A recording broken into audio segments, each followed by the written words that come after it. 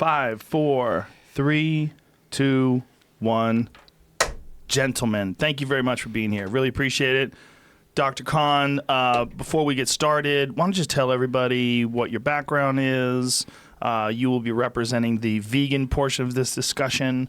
Tell people about yourself a little bit. Thank you. I feel like the head broccoli in the United States today, but I am from Motown, Motor City. Badass, born and raised, University of Michigan School of Medicine, summa cum laude, internal medicine training, cardiology training in Dallas, Texas. Very hard to be vegan in Dallas, but I did it in the 80s because I've been doing this 42-year vegan. 42-year vegan, thank you. That's impressive. Age 18. And then Kansas City, Missouri, another tough town to eat plants in only, the steakhouse, Casey Masterpiece.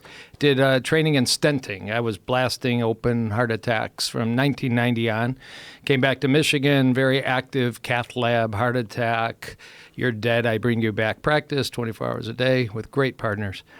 And about 3 to 4 years ago, I used all these decades of plant-based medicine I've been basically bringing my family up with and teaching patients, but opened a completely preventive cardiology practice. And along the way with my wife and son, we now own 3 plant-based restaurants, 2 in Detroit, 1 in Austin, Texas. Write books, do TV, write blogs. Teach. Not going to stop them 150. Because there's a lot of erectile dysfunction to stamp out. That's my passion. That? Oh, my God. What else? What better purpose in life? Well, okay, No. we can get to that later. Heart disease is somewhere in that mix, too. Okay, and if people want to read more about you, website is? Yeah, DrJoelKahn, drjoelkahn.com. And you've written a ton of books, right? How 5 many books, 5 books. and a bunch of medical papers, Okay. and a whole lot of blogs. Awesome. And Chris? Yeah, Chris Kressler. I did my undergrad at UC Berkeley and then got a Master's of Science and co-director of the California Center for Functional Medicine, which is a functional medicine clinic in here in California, up in Berkeley. And I came to this from my own experience with chronic illness. As you know, Joe, got really sick back in my early 20s when I was traveling around the world. And, conventional medicine didn't have much to offer for me. And so that led me on a path of trying to figure out the best approach from a diet and behavior and lifestyle perspective to heal from my own chronic illness. And then that evolved into me starting to write, I started a blog and a website and then wrote a couple of books and now have an organization that trains practitioners in functional medicine and also trains health coaches. And you, at one point in time, were vegan? I was a macrobiotic vegan. I was apprenticing with a macrobiotic chef. So, what's the difference between a macrobiotic vegan for folks and a regular vegan? Macrobiotic is a particular philosophy. It's a particular approach that came from Japan, and it's vegan, but it's heavily influenced by Japanese tradition and cuisine, and it has some kind of different beliefs than a typical vegan approach. So I was, when I was originally studying Chinese medicine, I was working and apprenticing with a macrobiotic vegan chef, and we were going around cooking for people who were really ill, often people with cancer who were following a macrobiotic diet. And before that, I had been a vegetarian for quite a while as well. When I was traveling around the world and got sick, actually, I was vegetarian at that point too. And you discovered through your own personal... What are you doing over there, buddy? And you discovered over there through your own personal practice that your body worked better and your illnesses went away when you changed your diet away from macrobiotic. Yeah, for me personally, vegetarian diet and particularly vegan diet was a disaster. But I'm just one person. I don't put a lot of stock into a single person's experience one way or the other. But certainly that did lead me down the path of questioning some of my earlier beliefs that I had about vegetarianism and veganism. And it led me to make some different choices. And that is important to discuss here, that everybody's body really is different. Yes. And different people's bodies and lifestyles, they're going to have different requirements. Absolutely. I mean, I would say, just to start off this whole discussion, if we're trying to answer the question, what's the optimal diet for everyone, I think that's a terrible question. Yeah. And it's an unanswerable question. we share a lot in common as human beings, but we have a lot of important differences too. And from the beginning, I've always argued that there's no one-size-fits-all approach when it comes to diet.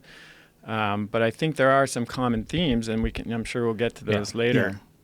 Yeah. I think that's really important, right? Yeah. It's really important to So discuss important. that people really do have different requirements. Yeah, and I mean, we'll get in the mud a little bit as we need to, but we also, Chris and I share a lot in common. I mean, one, if we ate together, it would probably be 90% the same. We both are really respectful of what we call functional medicine, root cause medicine. I don't write scripts without thinking about the patient. He certainly doesn't do that without thinking about the entire patient. It's pretty unusual, and we're going to represent a very small section. I honor what he's doing with his new book, Unconventional Medicine, and the rest. You know, that is what is happening throughout medicine. And it's necessary because we're just running out of dollars and health when we're just pushing pills and not even asking a person what they eat, how they sleep, the whole thing. I We're think real we all- people. Yeah, we know that. We all gotta- agree on this. Yeah. What, I do what- wanna But say- it's still rare, Joe. I mean, this is pretty rare segment. I don't know that 2% of the people in America will have a patient leave the office and actually ask what they ate today. Yeah. I mean, It's true. doesn't happen. Let Yeah. me say one more thing about this, though, because I think you hit on a really important point, and I'm glad you did it right off the bat.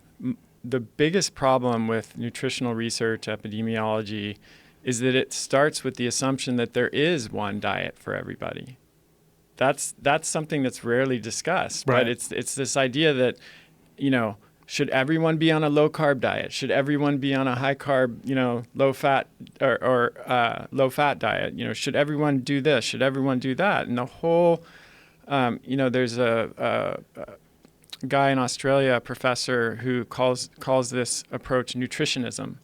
This idea that we can reduce foods down into these individual components, just like macronutrients, protein, fat, carbohydrates, and we can figure out what works best for everyone just by looking at these isolated components without considering the whole context of the diet.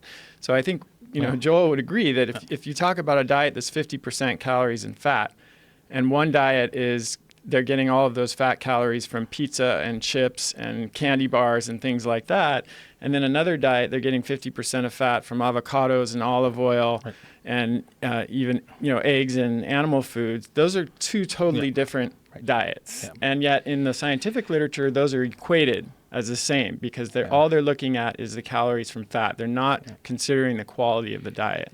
And I'll just add in, and again, we go anywhere with this conversation, but a lot of the problem has been imprecision of language. So even the word low carb diet, I eat a low carb diet if we talk low refined carbs. I don't eat white flour. I don't eat sugar. I'm very careful about all those components. I eat a very high complex carbohydrate diet. So we'll Vegetables. get there. A giant study that's been released last year, the Pure study, talks about carbs in the diet. They didn't differentiate complex and refined. Very hard to know what to do with data that doesn't spread that apart and in your own life. I mean, low fat, high fat. I mean, we need to talk about, is it soybean oil that's, processed and rancid, or are we talking about avocados and, healthy whole foods? So the precision of language, even protein, the big divide is animal versus plant. So anytime that word comes up, we need to differentiate be precise. And then we'll help more people if we're precise. Yeah, and if you can, just to illuminate this for people, what is the problem with epidemiology studies? Oh, boy. So, I'll go there real quick. I mean, I don't think there's a problem, but they're a part of the solution. They're not the whole solution. A lot of scientists, I'll give a shout out to Los Angeles' brightest nutrition mind, somebody that I know Chris honors too, Walter Longo. No label, not vegan, not paleo, not nothing. He's at USC, been honored by the Royal Academy of Swedish Medicine, which is a Nobel Prize committee and this and that. He says, you do basic science, and then you do an epidemiology study to test the hypothesis. You see something in a petri dish, you see something in a mouse, you see something in a cell. You ask the question, is animal protein pro-longevity, pro-early aging? Do you mind explaining epidemiology studies to people? So you would take that concept, I'll just run with that you look at an amino acid found in animal protein, throw it out methionine and leucine. In a petri dish, looks like it might cause accelerated aging in a single cell. That's biochemistry. That is something you honor, but it's a long jump from there to a human.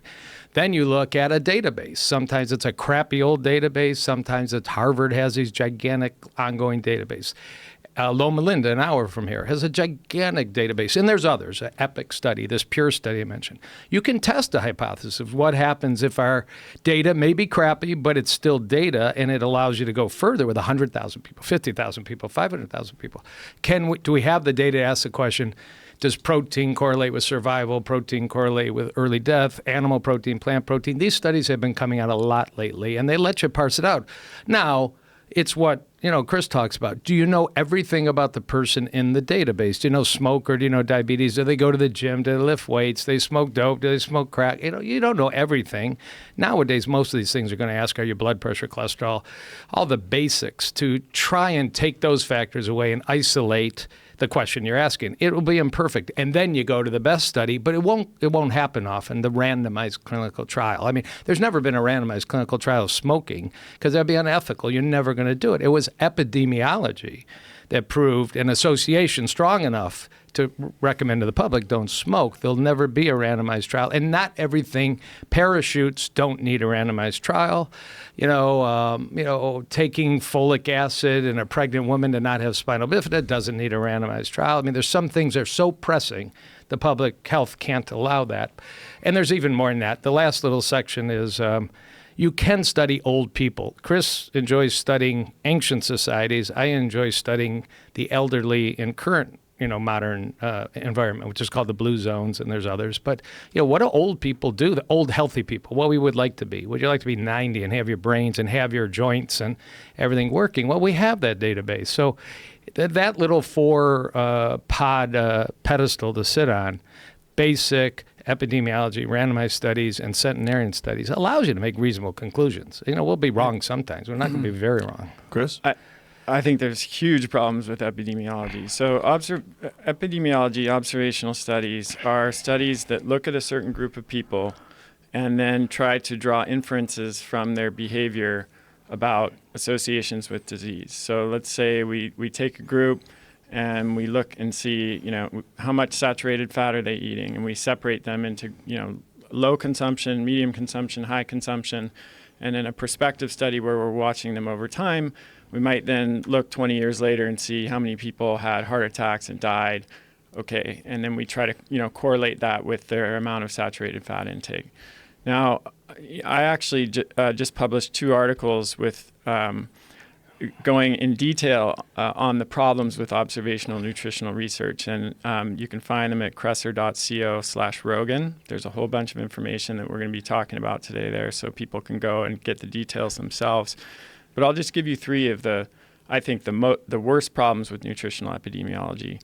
The first is data collection.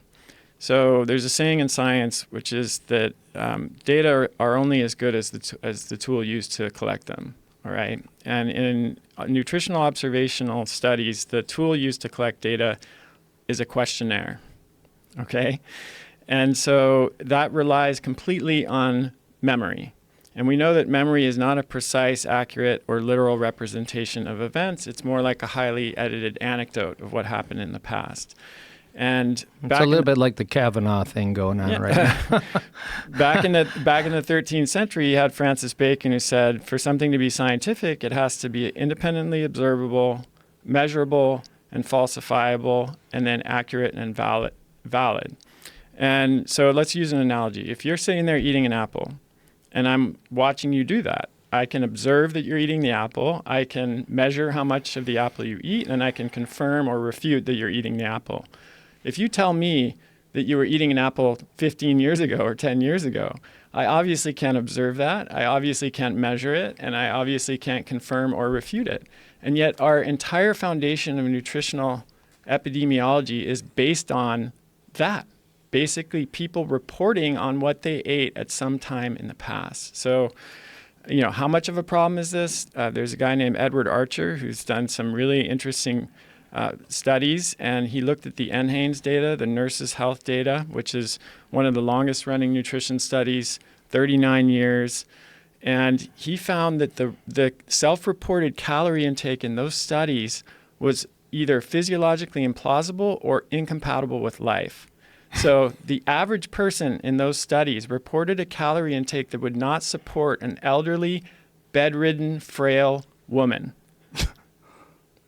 So it's just inaccurate. It's completely inaccurate. And the people who are most likely to underreport are people who are overweight and obese. So if calories are that much underreported, all nutrition comes through calories. Everything we get, fat, protein, carbohydrates, micronutrients, they all come through calories. So if calories are that underreported, that completely invalidates the data set. So this is an obesity study. So they're underreported because of shame? It's not an obesity study. No? It's just Americans are overweight and obese. The majority of Americans are overweight and obese. So in any data set of Americans, you're going to have the majority of them overweight or obese. Or obese. So that's the first problem. The second problem is the healthy user bias, which I know we talked about before, but it's basically the idea that because when someone engages in a behavior that's perceived as unhealthy, they are more likely to engage in other behaviors that are perceived as unhealthy, and vice versa. So let's say you do a study of people who eat more red meat. Well, red meat has been perceived as unhealthy for a long time. And so what we know is that in those observational studies, the people who eat more red meat are also smoking more, they have higher body mass index, they're eating fewer fruits and vegetables, they have a lower level of education, they're less physically active. So how do you know that it's the red meat that's causing the problem and not those other things? You don't, because they cannot control for all of those potential confounding factors. The third problem with observational research, and maybe the biggest, is that the relative risks in nutrition are so low that they're indistinguishable from chance. So in fields outside of nutrition and epidemiology, nobody would consider a relative risk, an increase in risk less than 100%, a doubling, to be really worth paying attention to. So to put this in perspective, the observational studies that Joel was referring to that confirm that cigarette smoking led to lung cancer, that showed between a 1,000 and 3,000% increase in lung cancer in smokers. Okay?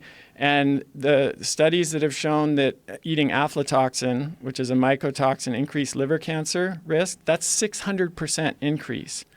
Okay, the IARC, the WHO report that suggested that processed red meat was a carcinogen, that was 18% increase. Most epidemiologists you talk to will say that is so low that it's really indistinguishable from chance, especially given the healthy user bias and the problems with the data collection that I mentioned before. So the studies that are cited, so when people are talking about red meat causes cancer, they're literally talking about something that showed an 18% increase. Yeah. And this is over people that are also consuming sugar. So that translates into 4.5. There were 4.5 cases of cancer out of 100 in people with no lowest intake of processed meat, and that went up to 5.3 cases out of 100 in people with the highest intake of processed meat. So, there are quotes like if you look even 20 years ago, like there's an article in Science, the journal Science, and Marcia Angell, who was the former editor of New England Journal of Medicine, was quoted as saying, "We wouldn't even accept a paper for publication if it didn't have at least a 200% increase, especially if it was a new association or the biological mechanism wasn't known." And here we are today saying that, this increased that by 7% or by 10%. And when you consider that the data is usually questionnaires of what people ate, and all of these confounding factors like exercise and fruit and vegetable consumption and things like that are not accounted for, then we're really just playing games with numbers. Is part of the problem as well that there's this clickbait culture now in terms of journalism where they just want to publish something that says a study shows 18% of people eat red meat get cancer? That's a huge problem. And there was a study that was done that showed that 43% of findings came from observational studies were portrayed in the media as being causal, which any epidemiologist would tell you that that's a faux pas. You can't do that. But nobody is going to click on a headline that says, small association between these two variables seen. We don't know what it means, but please read the story. It's really interesting. So let me just grab a couple. And again, a lot of respect and agreement, but if we throw epidemiology away, we've thrown away about 80% of nutrition knowledge, because that is the most common kind of study. And that still leaves us with basic science, which is rocking. It leaves us with randomized clinical trials, which are very hard in nutrition, and they're very expensive, and there's less than we need. And it finally leaves us with studying old, healthy people, centenarian studies. We'll just go to Loma Linda. 10 times more people in Loma Linda are over 100 than there are in Los Angeles. 10 times Really? more. That's by definition. Yeah, it's called the Blue Zone, and we'll talk about Blue Zone. But that doesn't- Well, it was discovered in the 1950s. If you lived in Loma Linda, you were living 12... Where's Loma Linda? Loma Linda is an hour east of here. What's going on over there? Well, it's a center of the Seventh-day Adventist Church, which teaches people eat your veggies, don't drink, don't smoke, and exercise. So it's an amazing lifestyle-oriented aspect of the Christian church. And they, in 1958, got huge funding from the government to explore why the heck are they living 12 years, 8 years, 10 years longer. And they've parsed that out in probably 1,000 publications. It's not a randomized study. It wasn't L.A. versus Loma Linda. We'll feed you different diets. It won't ever happen. But it is, a reliable long-term peer review. This stuff's published in the finest of journals, and it at least lets you ask questions. I mean, why is there a 104-year-old cardiac surgeon, Elliot Warsham, walking around doing his gardening, and he just finished operating on heart patients? I mean, it's insane. 104? 104, Elliot Warsham. Love you, buddy. So, Roll but the let me go dice. back for a minute. If we throw epidemiology out, we are left with basic I'm not biochemistry. suggesting that, by the way. No, I know. But so this is all technical stuff, but you've got a sophisticated audience. Food frequency questionnaires, what Chris said, is the source of a lot of these epidemiology studies. You fill out a 4-page or 40-page in Loma Linda, it's a 58-page survey. But you do it once. That's called the Pure Study. The headlines, you've seen them. Cheese, eggs, meat are good for your heart. It's been in the news the last 2 weeks. That comes from a giant international study. They did one food frequency questionnaire at the beginning. 12 years later, they're reporting the data. It's all clickbait headlines. It's like you say, people love to see this stuff. So if we throw out some studies, we have to throw out the largest nutritional study that's been reported and the most recent one that's getting all the headlines. It's got to be played fair. Now, you go to Loma Linda, it's every 4 years they're asking. You go to Harvard School of Public Health, every 4 years. They update the data. So if you change your diet, that's the weakness. You fill out the survey and then you get healthy, or you get sick and you make changes, and then they're counting if you're dead or alive. Well, it might be what you did year 6, not what you filled out year 1. So there are better and worse forms. The second, I'd say, healthy user bias is the idea that people pick a certain diet might have other lifestyles that might be as or more important. It's going to be true of the paleo group. I mean, these guys are, look at Chris. He looks wonderful. He's healthy. He's thin. He's not the obese American, the 75% that are overweight and obese. I mean, that's true in the plant community to some extent. We have chubby vegans. Oh, my God. But there's no observational studies with significant numbers of paleo dieters, Joel. Oh, I know that. So the healthy user bias is not an issue for paleo people. But if you don't have data, it studies. doesn't mean, you don't have data because it's a new movement that hasn't had the data, but it's not to cast stones that plant-based eaters go to the gym more. It's probably true. We don't know. And that's the third thing. To stop you for a second, meat eaters do get lumped in with the paleo group. They consider paleo group part of the meat eater group. Like when people talk about these epidemiology studies where they show that people that consume red meat are more likely to get sick or more likely to get cancer. They're not referring to paleo dieters. People that are eating avocado and grass-fed beef. Well, you got to remember, most of the paleo movement is the last 15 years. We can talk about that. 1985, 2002. Lauren Cordain published his book in 2002. The book didn't sell. Republished 2010. It took off. This is a relatively new movement. So if you filled out the study in Loma Linda in 1958, you don't have to worry. There weren't too many people following a classic paleo diet. That's also true at Harvard. These are just, the last is just the relative risk. That's what we call it. These are pure statistics. I'm a heart doc, not a statistician. But there are some exceptions. Anybody, and I'll just say, I've got a red button on my website that says Rogan References because I thought it would be good to have people a place to go, just like Chris mentioned. And I'm not massaging the data. It's scientific peer-reviewed data. There was a study, October 1, 2016, Song is from Harvard, 6,000 people, observational data, animal protein, plant protein. Actually, let me go to 2014, Morgan Levine. This is an amazing Harvard researcher, beautiful woman, Morgan Levine. She looked at 6,000 people prospectively, observation, fill out all these data.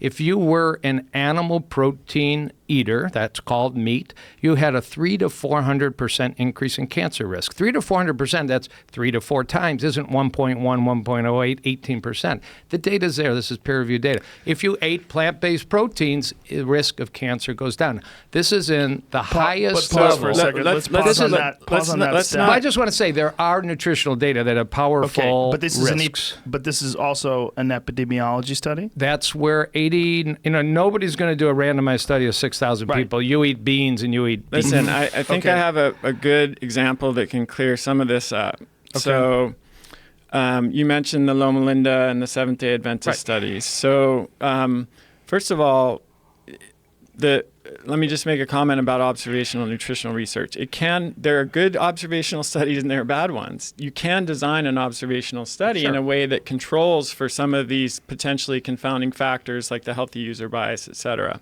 So, but this is a story that will, I think, clear some of this up.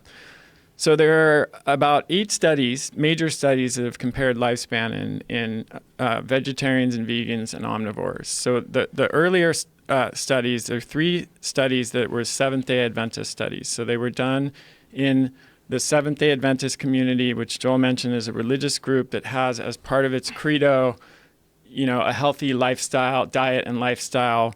About 20 million, Ideology. 20 million So people. Let's not talk over each other. Let's just make sure we give each other enough chance to breathe. Vegetarian diet, but also, eat, live healthy, eat fruits and vegetables, don't smoke, don't drink excessively, etc. So, health conscious group of people.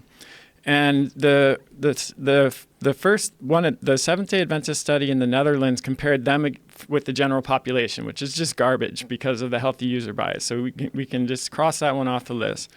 The 2 Seventh-day Adventist studies that were done in Loma Linda in the U.S., they did a better job because they compared people who do eat meat amongst the Seventh-day Adventist population with people who don't.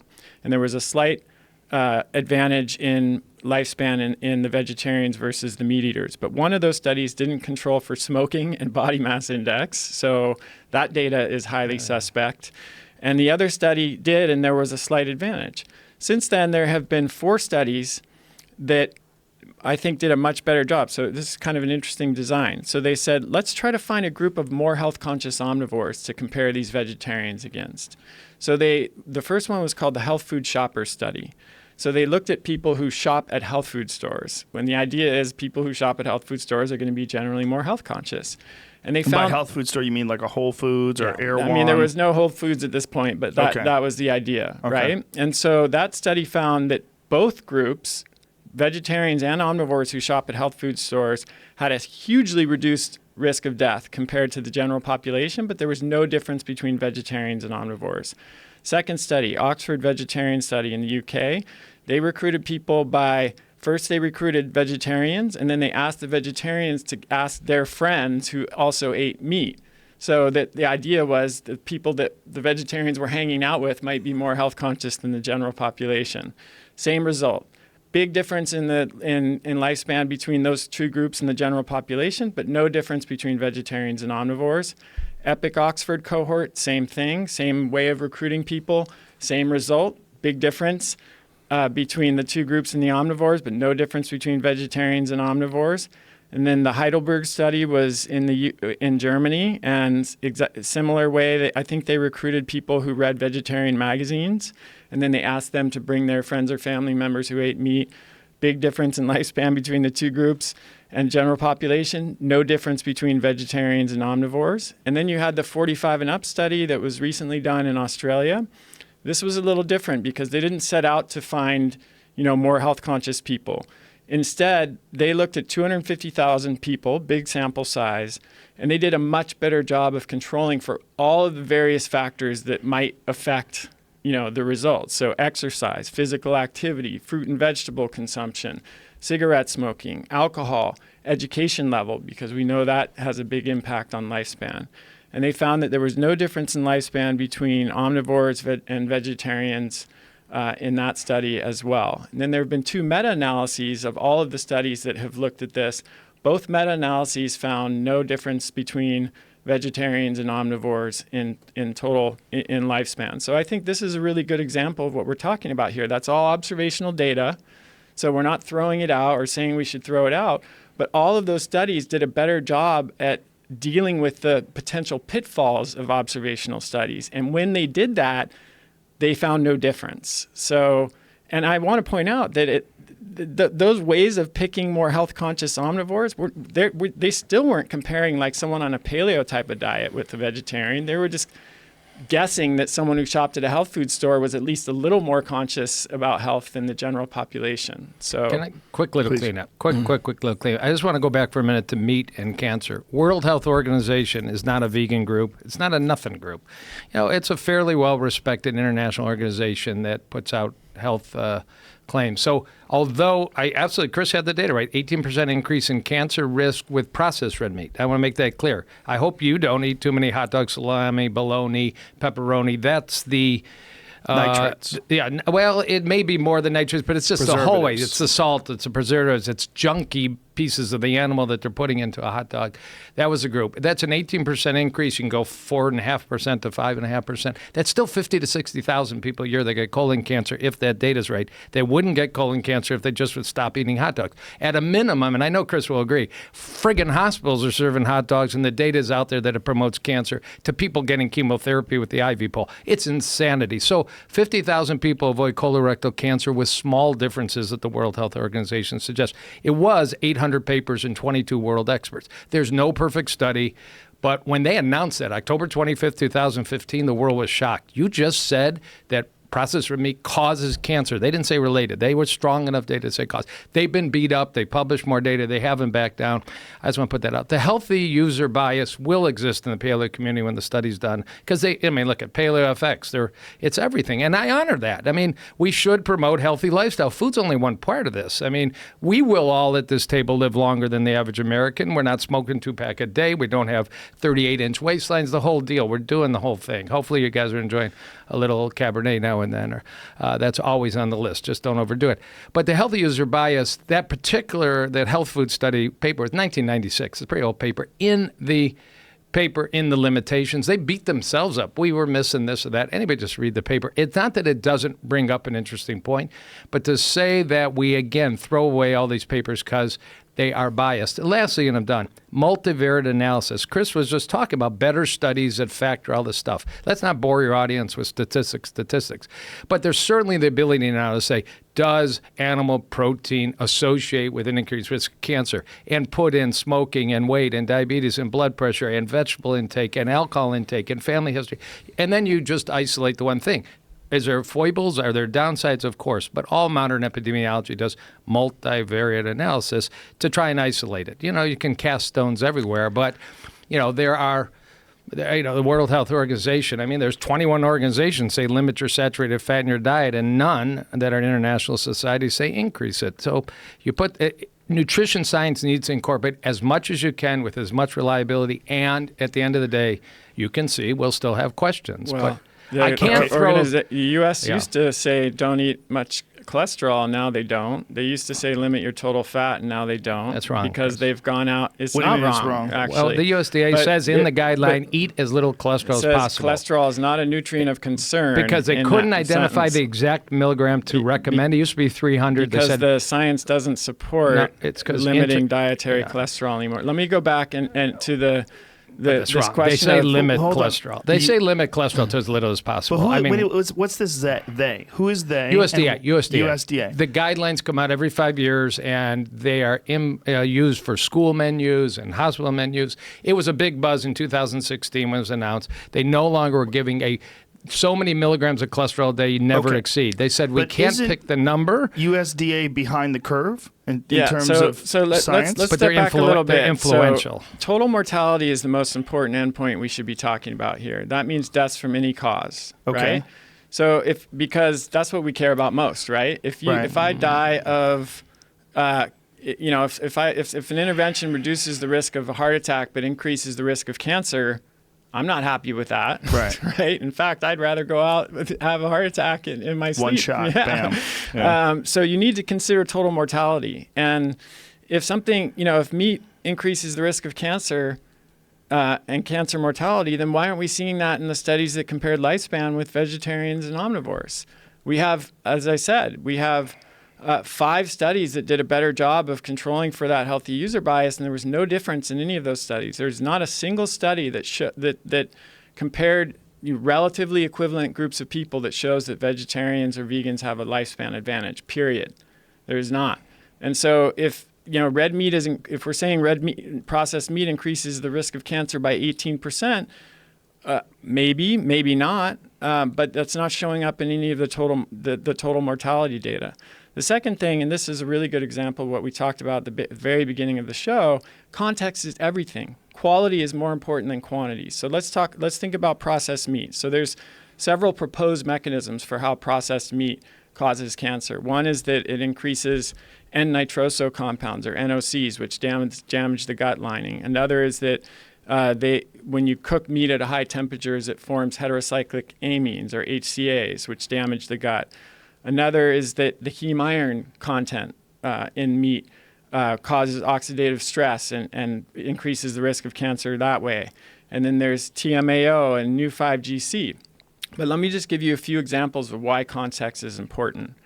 So there's evidence that chlorophyll-rich green vegetables prevent myoglobin from being turned into N-nitroso compounds. So if you're eating processed meat, but you're also eating kale and broccoli, then it's not going to have the same effect on the body as if you're just eating a hot dog. Cruciferous vegetables and spices and marinades have been shown to reduce the formation of heterocyclic amines, or HCAs. So same thing. If you're marinating meat, or if you're eating broccoli and cruciferous vegetables with meat, it's not going to have the same impact. There are several studies that have shown that eating fruits and vegetables attenuates the oxidative capacity of heme iron and even reduces the absorption of heme iron in the gut. And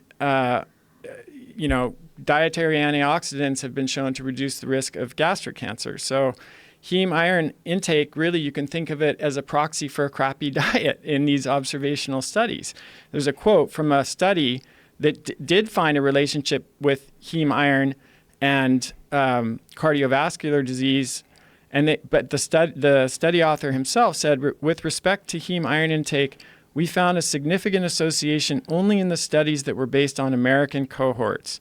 They didn't find an association in the Netherlands, Canada, France, Italy, Japan, and Sweden, which suggests that it's because of the standard crappy American diet. Most people who are eating processed meat in the U.S.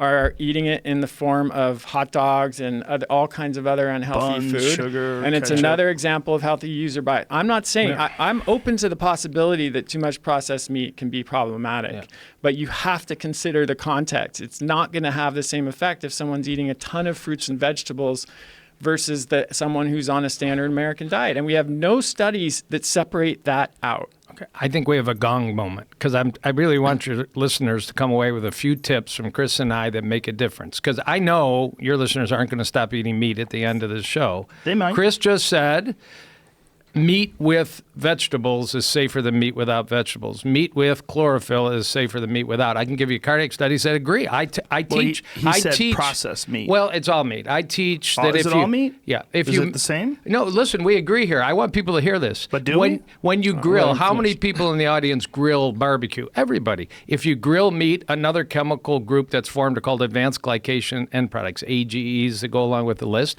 But if you grill meat that's marinated, and this is the tip, in dark beer. This is science, randomized science. You put a piece of beef in dark beer and you grill it. You don't create as many of these toxic chemicals as a dry piece of beef. So let's like right now, everybody listening, next time you eat meat, get a salad. Next time you eat meat, order broccoli. Next time you have bacon, get a sliced tomatoes. You will actually improve your health. There's this classic, and now I'm shifting to cardiology, that they took healthy volunteers and they took them down the hospital cafeteria and they fed them a hospital burger, and they were measuring on their arm how their arteries function. Cardiology topic. Artery function goes down in 3 hours when you eat a hospital burger. It acts like you just had a toxin in your body. You did. They took the same group a week later. They had them eat the same burger with a big salad. They didn't see that finding.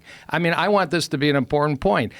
Everybody should be jamming fruits and vegetables, or at least vegetables with some fruits. You can go low glycemic berries. I'm fine with papayas, cantaloupe, and apples. But, up your veggies, listeners, and you'll counteract a lot of the crap that's out there in the world. I mean, it's an important message. I don't disagree with that. No, you wouldn't. You have to. We glossed over this very quickly in the beginning of this, but there was a dispute about cholesterol and a dispute about saturated fat.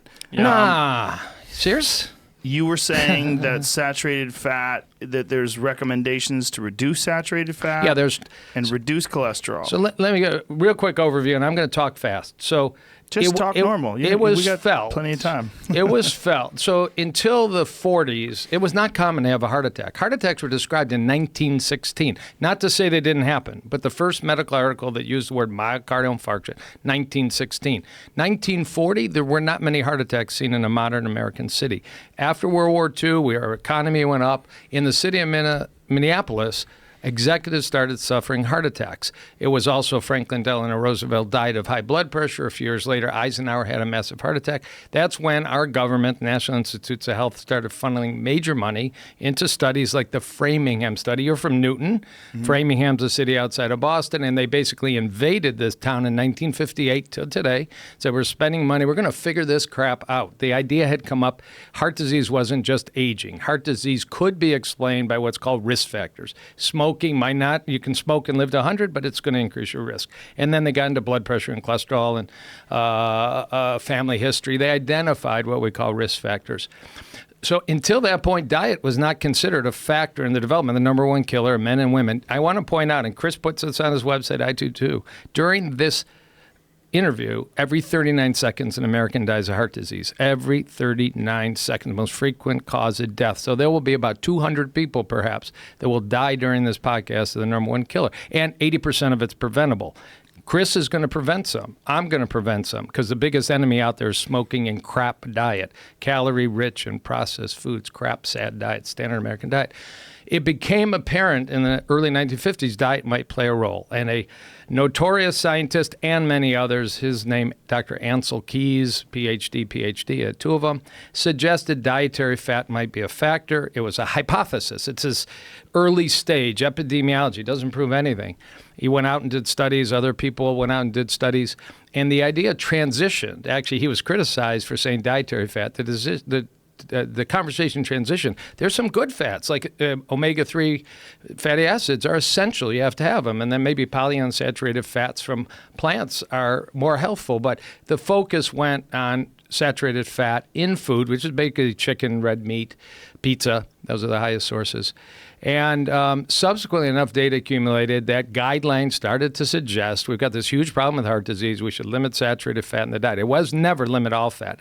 35% of calories. That's not, in anybody's word, a low-fat diet. And that has now promulgated in 21 international statements. There is no opposite, whether it's the World Health Organization, the American Heart Association, American College of Cardiology, whether it's the Institute of Medicine says eat as little saturated fat as possible. They couldn't be more clear. And these are highbrow. These are not associated with vegan movements or paleo movements or whatever. These are medical authorities. If there was half and half, you'd say controversy. 21 to 21 say the same thing. They might pick a different cutoff point, but we will enhance the health and cut down the number one killer, whether it's in Asia, whether it's in Europe, whether it's Australia, whether it's in the United States. There's unanimity. Okay, but why did they come to the conclusion of well, saturated fat? Well, basic science, because there is basic science. And let me tell you, when you eat foods rich in saturated fat, which is called meat, cheese, eggs, and such, receptors on your liver for cholesterol. I've got cholesterol in my blood. I'd like to get some of it out into the liver to be metabolized. I need a receptor. You eat saturated fats, receptors go down. Cholesterol has no place to go. Cholesterol stays in the blood, bumps into your artery wall. I'm putting a stent in your artery. That's the basic biochemistry. Then they had epidemiology studies, flawed, perfect. It doesn't matter. There was It does matter. Whoa, Chris, thank you very much. Then they did controlled trials. Everybody just go read Clark, 1997, 395, it's called metabolic studies.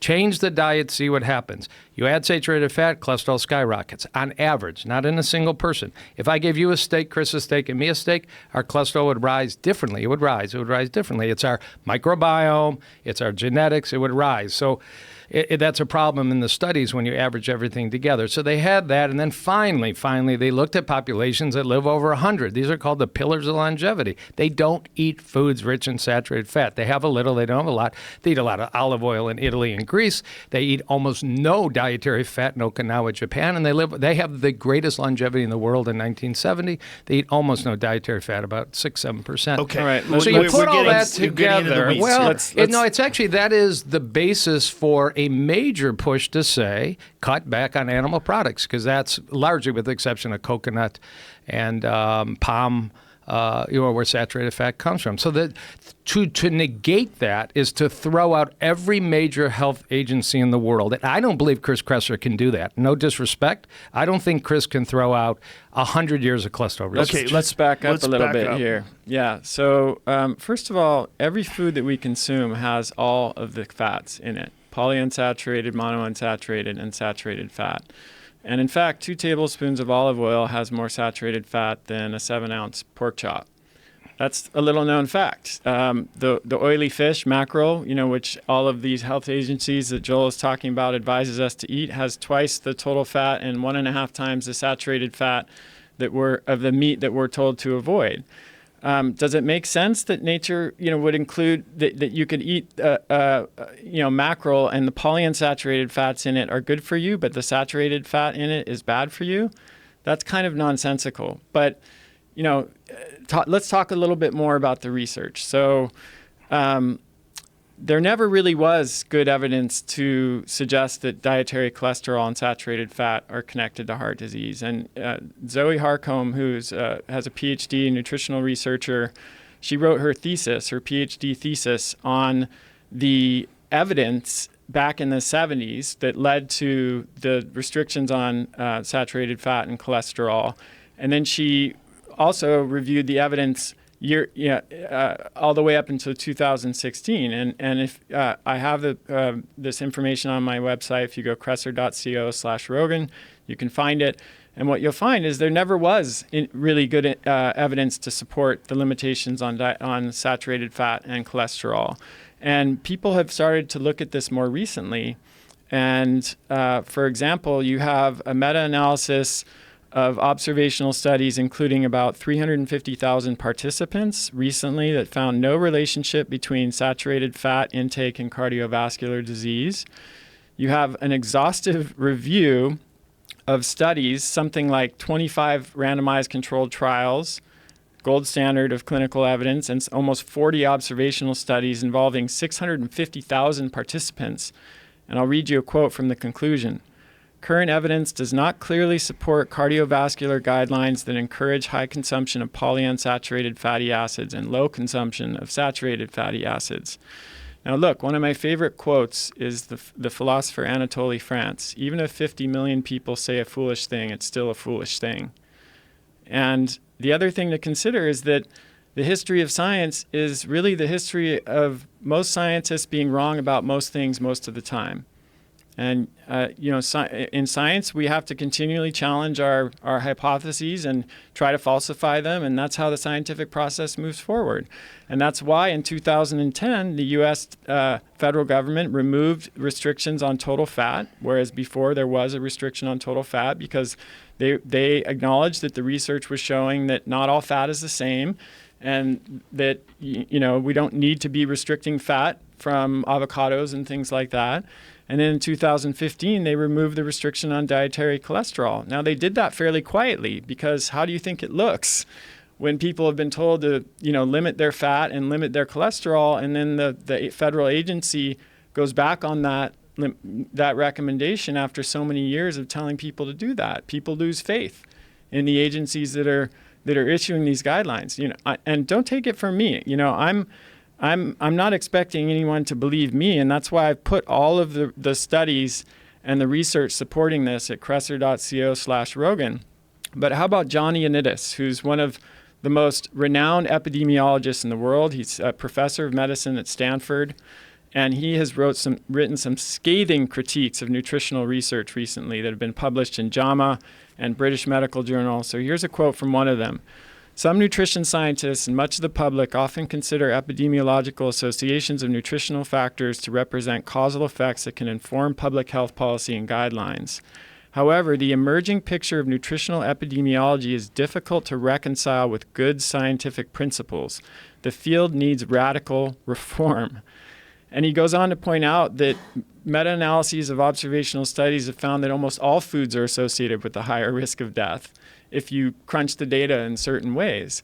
So it's not enough to say that governments are recommending this or that. We have to look at the science and what the science is saying. And as I said, 2 recent meta-analyses covering over 1 million people are not showing a relationship between saturated fat and heart disease, and they're not showing any benefit from replacing saturated fat with polyunsaturated fats. So these organizations, Joel, that you were describing, why do you think that they recommend, based on what Chris has just said, why do you think that they recommend reducing your saturated fat, reducing your cholesterol? Okay.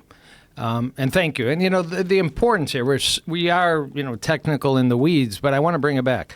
This discussion is, do you have a stroke, heart attack, erectile dysfunction, lose a leg, or do you not? Because at least one factor in development of these horrible medical problems that are 80% preventable, at least one of it is your nutrition and the content in your nutrition. I mean, there's no doubt. It's the single most important factor. It's never been the only factor. Okay, but why do you think these organizations are saying this if he's saying that the studies don't support that? Well, I disagree that the science, and I want to be very specific. Let's talk about cholesterol and let's talk about saturated fat. So let's stay with saturated fat because there is differences there. They're both, contents of food, fatty contents of food, but they're chemically different and the volume weight is very, very different. Cholesterol only comes from animals. Saturated fat is in animals and plants, depending on the food source.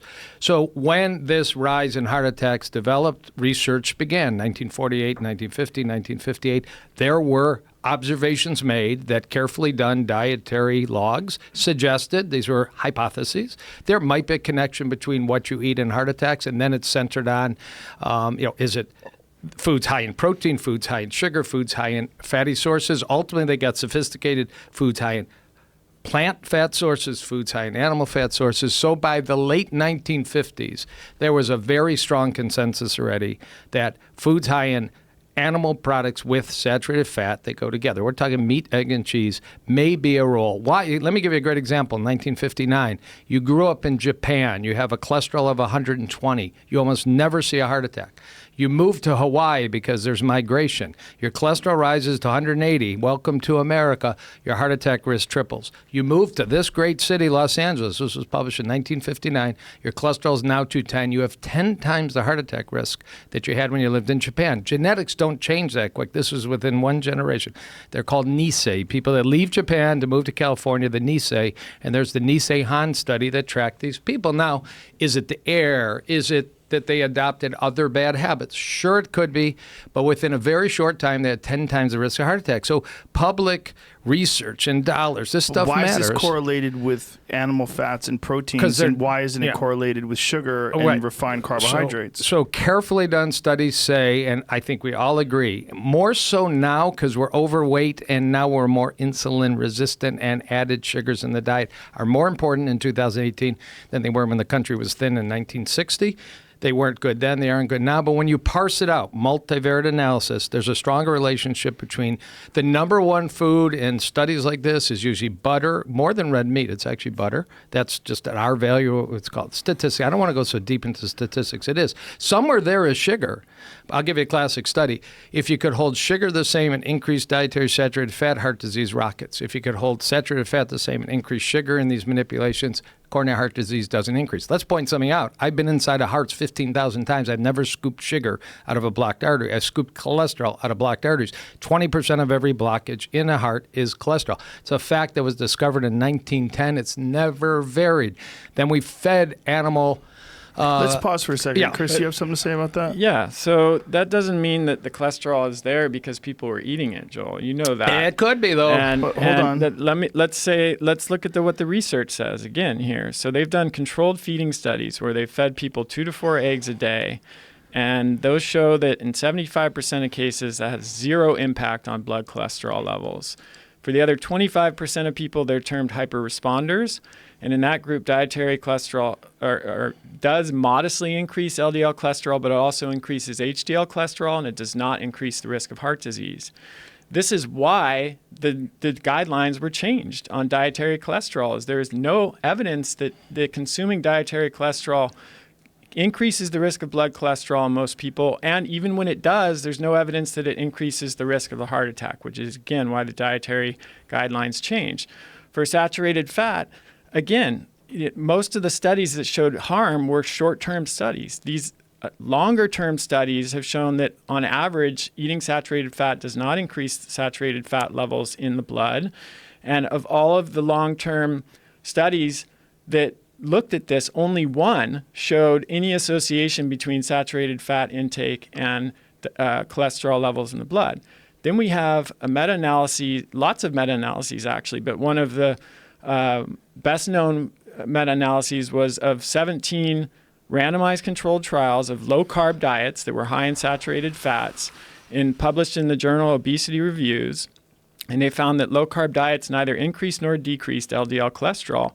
But what they did find was that low-carb diets were associated with decrease in body weight, improvements in several cardiovascular risk factors, including triglycerides, fasting glucose, blood pressure, body mass index, abdominal circumference, plasma insulin, C-reactive protein, as well as an increase in HDL cholesterol. Now, there have now been 10 meta-analyses of randomized controlled trials looking at low-carb diets for weight loss. All 10 showed that the low-carb diet either outperformed in most cases or was at the same level as low-fat diets. There have been several meta-analyses now, you can see them all at kresser.co/Rogan, that have looked at low-carb diets for diabetes and even cardiovascular risk markers. And all of these meta-analyses have found that low-carb diets are superior for glycemic control, for reducing insulin, for reducing triglycerides, and have beneficial effects across the board without increasing cardiovascular risk markers. So we're talking about randomized controlled trials, which is the best form of evidence that we have, and we're not seeing any harm from increased consumption of saturated fat. So is the problem that you're citing epidemiology studies from the 1940s and the 1950s? Is that because I would definitely. You keep going I think back we to? need to prefer randomized controlled trials over that kind of evidence for sure. Why do you continue to go back to these studies from the 1940s and 1950s? Why do you think they're relevant? The beginning. Well, they're the beginning, but Chris just took 14 topics and put them into one, from meta-analysis to randomized controls to low carb to low fat. I mean, they're all different topics, and I don't know how you put that all together. You need clarity and laser focus. So we were talking saturated fat. I mean, so hypothesis is generated. Saturated fat in the diet, butter, eggs, and cheese may be bad for heart disease. Something killing Americans left and right in 1940s, 1950s. Let's go into countries with widely different diets. Let's see what they're eating. Let's actually take their friggin' diet back to Minneapolis. Let's analyze it so it's not guessing, not food frequency questionnaires. We're taking their meals back to the United States to analyze them. But boom, there's a relationship between dietary saturated fat and your risk. 50-year follow-up. There's no short-term follow-up. The study I'm referring to has 50-year follow-up, 1958 to now. And that strongly suggested that dietary saturated fat and heart disease, that's not what's called the ultimate randomized clinical study, but it's one high quality. Second study done in China of the same time with years of follow-up. So these are right up to date. There's publications right now from studies starting at then, but the publications are now. But then you get the best kind of study. Okay, I'm still in saturated fat. I'm not talking any other topic. You put people in a metabolic ward at the National Institute of Health. 395 of these studies published in 1979. You change their diet. This is the ultimate careful experiment. It might be for 4 weeks or 6 weeks. You up their saturated fat, their cholesterol rises as sure as can be. We're all different. The change in cholesterol is consistent. You're going to go up 20%, 20%, 20%. We start at different points. You have to track the change in cholesterol. Chris referred to, actually, can I go off on a tangent? It's really interesting. This will fascinate your listeners, but it's right on the topic. 2008, this is published data. I don't bullshit on this. 2008, Mexico City, the International Dairy Council meet, and they published their notes, which is why we know this. And they said, we are losing the battle. People are eating less dairy around the world, and we are losing sales. What we can do is influence researchers, influence academicians, This influence is in speakers. Mexico, though. Well, it's every dairy council in the world just happens to meet in Mexico City that year. Then they go meet in Portugal. Then they go meet in New York, whatever. 2008. We're going to put dollars into changing research and influencing people. Doesn't mean it's all bad. They published those notes that our global initiative for the next year, they looked for sympathetic researchers that would change public opinion. That was right before the Milk Mustache campaign. They find a guy I actually respect now, but I'm going to beat him up a little, Dr. Ronald Krauss, MD, in Berkeley, California, right by him, runs a lipid center. He's had beef funding for 10 years. He's had dairy funding. All of a sudden, he's speaking to dairy industries all over. In 2010, 2 years later, he publishes, we call it a meta-analysis. That's not new research. That's statistical playing with previous studies that can be fair, can be unfair, whatever. Whatever it is, their conclusion is they could not find and verify that saturated fat in the diet, butter, eggs, and cheese, raises the risk of heart disease. They never said eat butter, eggs, and cheese. They just couldn't verify it. What's amazing, it's in the American Journal of Clinical Nutrition. That same journal is a editorial that destroys the study. This is 15 reasons this is horrible epidemiology by a guy named Jeremiah Stamler. I've never seen a medical journal destroy a piece that they accepted for publication.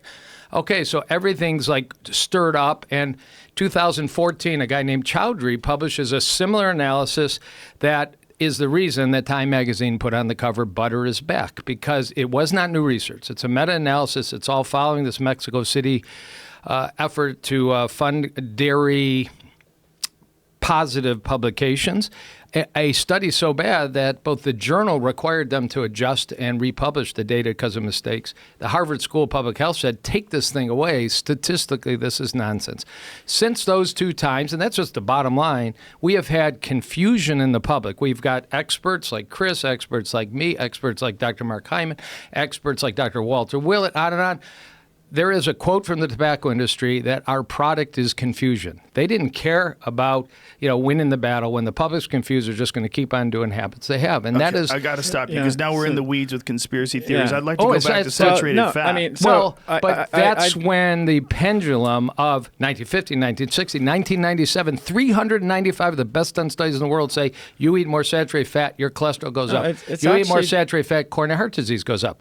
It was crystal clear, and the guidelines said it. The guidelines still say it. The guidelines still say limit saturated fat. Are you suggesting that the same science from the 1950s and the 1940s is applicable today? If it's in retrospect valid, hey, let's point out one but that's is not. It? Yeah, absolutely. Do you think it is? Absolutely. No. Absolutely. Why do you think it's what's not? changed? Because we keep bringing this up. So why do you think it's not? We're going back to observational studies done 50, 60 years ago that suffer from all of the problems that I mentioned to begin with, and several more that we didn't have time to go into. We have randomized controlled trials now. And, observational studies were never meant to prove a hypothesis. They're meant to generate a hypothesis. And it's true that in some cases, it's not possible to do a randomized controlled trial, like with cigarette smoking. You'd have to, have the trial last for so long, and you'd have to isolate people in a ward so they weren't exposed to air pollution and other factors that could affect the result. You can't do that. But in that case, the risk was 1,000 to 3,000% higher. So there are criteria called the Bradford Hill criteria, which you can use and apply to observational studies to assess the chance that there's a causal relationship. And in the case of smoking, which actually was when the Bradford Hill criteria were created, that meets many of those criteria. In the case of nutrition research, very seldom do they meet more than a couple of the Bradford Hill criteria. Now, observational research, in order to be valuable, needs to be confirmed. The results need to be replicated in a randomized controlled trial. That's how science is supposed to work. But there was one analysis that found that 0 of 52 claims that were made in observational nutrition studies were replicated when they were tested later. And in fact, 5 were replicated in the opposite direction. In other words, when they did an experiment, they found the opposite result to what the observational study suggested. So good examples of this are observational studies originally suggested that beta-carotene, an antioxidant, that people with the highest intake of beta carotene had something like a 30% reduced risk of death, which is not really plausible anyways. But then when they started doing trials where they were giving people beta carotene supplements, not only did it not improve their lifespan, they got more cancer. It increased the risk of cancer. So this is why it's so important not to rely just on observational data and to do these experiments. Now, going back to saturated fat, as I said, we've got a 2013 meta-analysis of 20 randomized controlled trials that found that low-carb, high-protein diets led to greater improvements in glycemic control compared to low-fat American Heart Association, American Diabetic Association diets. We've got a 2014 meta-analysis of 10 randomized controlled trials that showed that low-carb diets are more effective than high-carb diets for patients with type 2 diabetes. And we've got another meta-analysis of 25 randomized controlled trials just published in 2018 that found the same thing. So, science marches on. We learn more, we change, and now we've got randomized controlled trials that are replacing some of the observational evidence from the 50s and 60s and 70s, which by the way, in Dr. Harcombe's paper, you'll see that evidence was never strong to begin with. And this is what we should be looking at. So why are you consistently bringing up these studies from the 50s? Because Chris is mixing everything up. He's talking low-carb data. Let's talk low-carb diet. That's keto diet, that's low-carb diet. That's before we go to that. I know. Before we go to that. That's right. But you consistently bring up these studies from the 1950s and the 1960s. Low-carb diets are high in saturated fat. Okay, yeah. But 1950s, 1960s was the initiation. 1997, Clark, 395 randomized clinical trials, what Chris is looking for. In metabolic ward, say, you jack up the saturated fat in your diet, you jack up your cholesterol. We can talk about cholesterol in a minute, but cholesterol matters, LDL cholesterol matters, the higher it is. Can I just ask you a question? Hold on. Did you say 395 randomized controlled trials? Clark, 1997. Clark, 1997. 395 metabolic. I'd love to see that reference. Metabolic ward study. I can show you here. It's right here. I'll give you the reference. 395. He 395 reviewed 395 randomized controlled trials in a meta-analysis? In metabolic ward, the tightest dietary exchange studies, the best science. I understand what a metabolic ward is, but I don't understand the 395. That's how many were there. 395 people. No, 395 individual studies that played with fat content of diet and looked at markers of cardiovascular risk. There's 395 metabolic ward studies that were randomized controlled trials. In metabolic wards. Yeah, they're going to be short-term. That's true. You got to read the literature. It's there. It's there for you. I've read the literature. Well, you missed that one. Yeah. That's a pretty important one. Okay, but let's go back. But hold on a second. This is a dispute here, right? So what is your issue with this? I mean, I'll just give you it's no big deal. I'll give you the reference. Chris, what is your issue with this? I'm not aware of 395 randomized controlled trials that have been done in a metabolic ward on this question. So I'd love to learn more about that if that's I'll give it true. to you in 1 second. It's for Clark. But so, I mean, I'm not stuck in the 1950s, but, if you don't. You would agree that science has moved far past that. And our understanding of nutrition and our understanding of the mechanisms of the effect of the food on the body, all that has changed radically. We have not changed. Our food source has changed. But that's not what I asked you. Has our understanding of the food science changed? Has advanced pretty radically. I would say that the observations made in the 50s and 60s have held up, which is why 21 international societies still say what observations have held up? That low saturated fat in the diet, chicken, eggs, cheese, beef, is related to raising your cholesterol, is related to your increased risk of heart attacks and stroke. Based on these 1950s epidemiology studies. Initial. Then we got randomized clinical trials. Those are called metabolic ward studies and such. The first chink in the armor was a 2010. I gave you the background to it. The Siri Torino study, the Chowdhury study. But they have been we've decided to throw out 50 years of science. I just mentioned several other meta-analyses of probably 50 randomized controlled trials collectively. Here we go. And these are modern studies. So, Joel, what is the difference? Like, why do you think that these old studies are applicable, and why are you dismissing this new evidence? Okay, so I just so Chris and I can resolve this issue. British Medical Journal, 1997, dietary lipids and blood cholesterol, 395 individual dietary experience put together in a meta-analysis. It's a classic study that people know. They actually estimated if we could lower the saturated fat content of the British population by 60%, we would save X number of heart attacks every year. This is in what year? 1997. Yeah, 1997. So To answer your question, why do I think old studies are relevant? You have to keep probing and questioning and probing and questioning. But until this date, every major medical society, not one, if there was one, you'd question it. 21 international societies say you will further the populace health if you lower saturated fat in the diet. And we can't pinpoint the amount of cholesterol you should lower, which is only from animal sources, but you should lower it to as low as possible, according to the USDA. But again, these are epidemiology studies. Well, correct? this is randomized data. It's randomized data based on. And the guidelines have changed, as we said, in 2010. But wouldn't you agree that the new evidence, the new evidence is the new science? Like whatever they've studied today, right? Like what they have better methods of detection, more understanding, more data to go from. Wouldn't you agree that we should look at new studies? Well, we should. Let me tell you one. So what did he just say? So wait, let me tell you one. I published a study in 2012 that's been quoted 100,000 times from a major medical journal. It uses something called Mendelian randomization. We don't need to do randomized clinical trials all the time. There are these gigantic databases now about genetic abnormalities and certain other parameters. So there is a database with 300,000 people. We know what's called their SNPs. You've probably heard of SNPs. You know, Chris's biology and genes aren't the same as mine, and there's variability. If you're born with one of 9 SNPs that keeps your cholesterol low your entire life, this is a genetic gift to you. The observation in this major study quoted all over the world, the first author is Brian Ferentz, but I'm there number 5, LDL randomization, is new data that it is an advantage to your survival and advantage to your risk of heart attack and stroke to have a low LDL your whole life. New data. Is it consistent with 60 years of science? But boom, it sure was. We actually have learned stuff that has changed our mind. When you do that same cutting-edge science on HDL, the happy one, the high one, you cannot show the same association anymore. We're totally confused by the HDL particle. LDL is the focus of atherosclerosis, low LDL. And I'll just finish.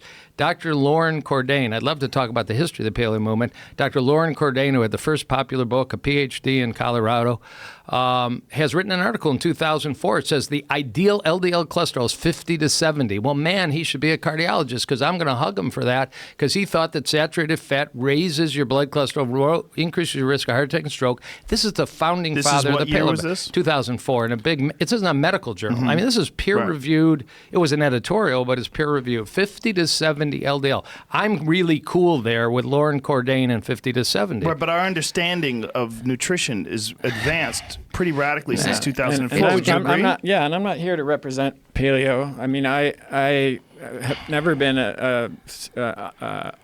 ideological about paleo. Even if you read my first book, it's like I'm recommending dairy products. And but I don't want to get lost in this because you pause for a second. So what is your response, though, to all these studies that he was citing? You're citing these old studies that seem to contradict what he's saying, but these new studies that he's showing, and we can go over them again, but you didn't address why. You did. Yeah. Well, he didn't say them by name. I'm saying them by name. The big one. I'll tell you. No, the exactly big one. The name. But why are the results so different in the new studies? Well, people better at statistics than me would say manipulation of what's called meta-analyses. These aren't new studies. I mean, these are old studies lumped together with different analyses that led to a conclusion that was surprising. Is that accurate? No, these are randomized controlled trials. Name one. That are name one. meta. Name okay, one. So hold on. Here That's we go. long term. That's 20 years, 30 years, 40 years. There's no such Joel, beast. of course they're not doing 20 or 30 or 40-year randomized controlled trials. Well, we have 50. So we have 50-year data on 7 you countries. have observational study of 50 years, and So that suffers from we all agree the that same there's problems. a big difference. Again, there's a big. We've already outlined. There's a big difference between epidemiology studies and randomized trials. Absolutely. You agree? These 100%. These Okay. randomized controlled trials are not short term. Many of them go up to 2 years in length. If we're going to see changes in lipids, we're going to see them within a few weeks and certainly within a few months. So if we're not seeing them in a few months, we're not going to see them later.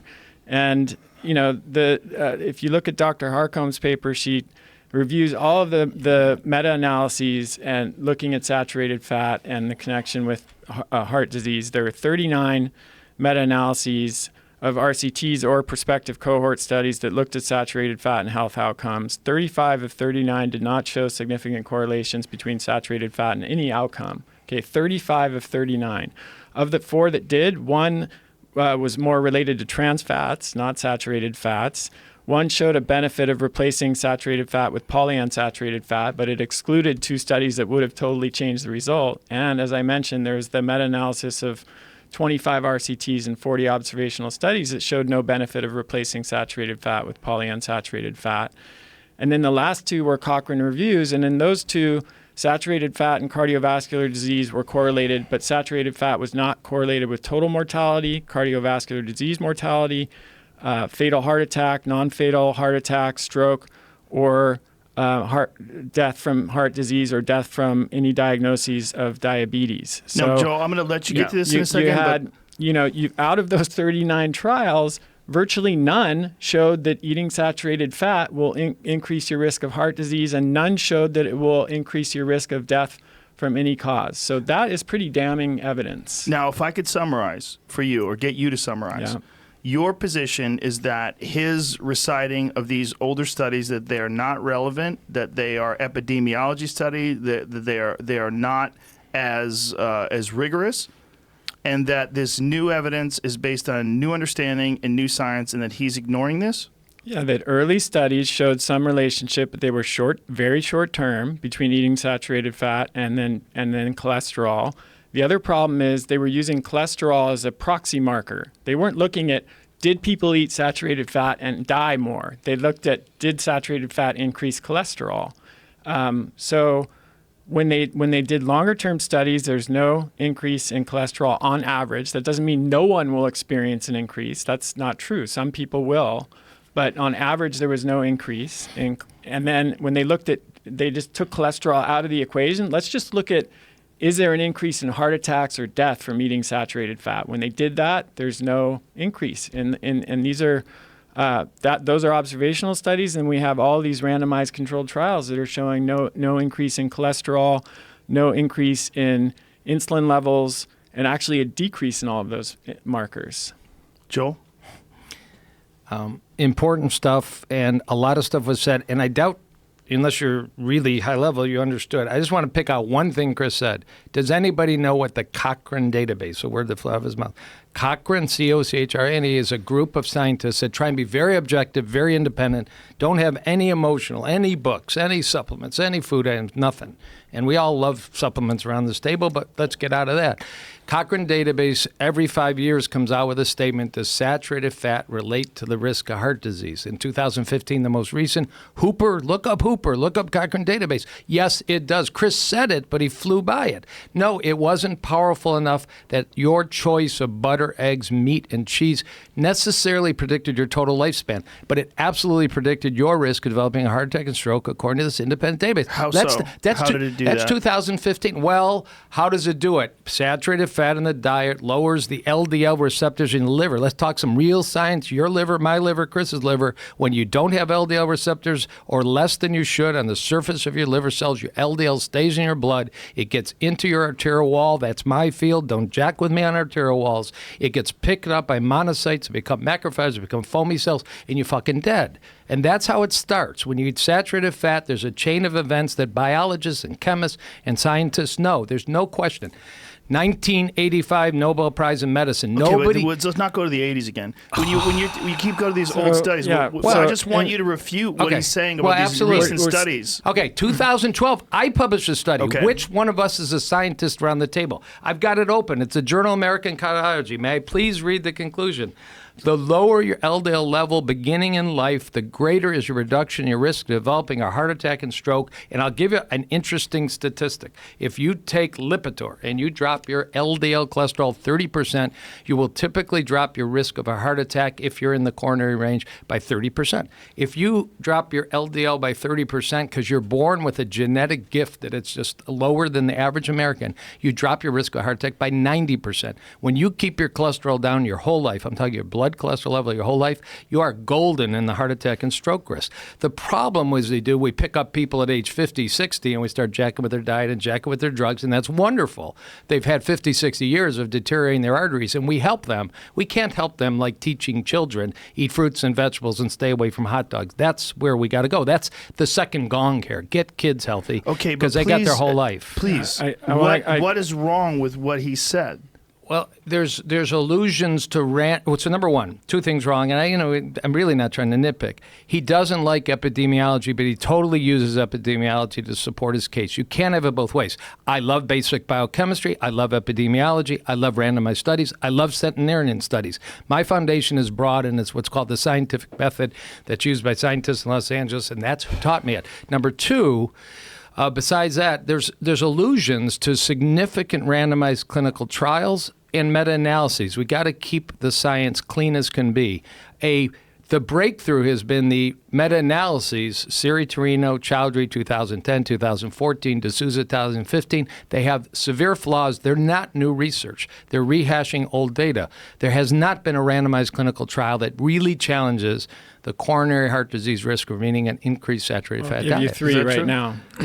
So How long are they? Hold on. There's American Journal of Clinical Nutrition, 2013, Ajala or Hala, I'm not sure how to pronounce the name. These are all on my website. If you go to kresser.co/research, you can see them, or kresser.co/Rogan, and you scroll down to the saturated fat section, you can see them. This is a total of 20 randomized controlled trials. And the results, low-carb, low-GI, Mediterranean, and high-protein diets are effective in improving various markers of cardiovascular risk in people with diabetes and should be considered the overall strategy of diabetes management.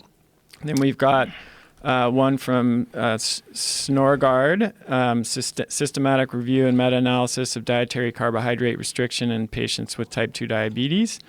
And this was a review of 10 RCTs, and they found not only was the low-carb diet more effective for diabetes than the low-fat diet, the greater the carbohydrate restriction, the greater the effect. And then we have one from 2018.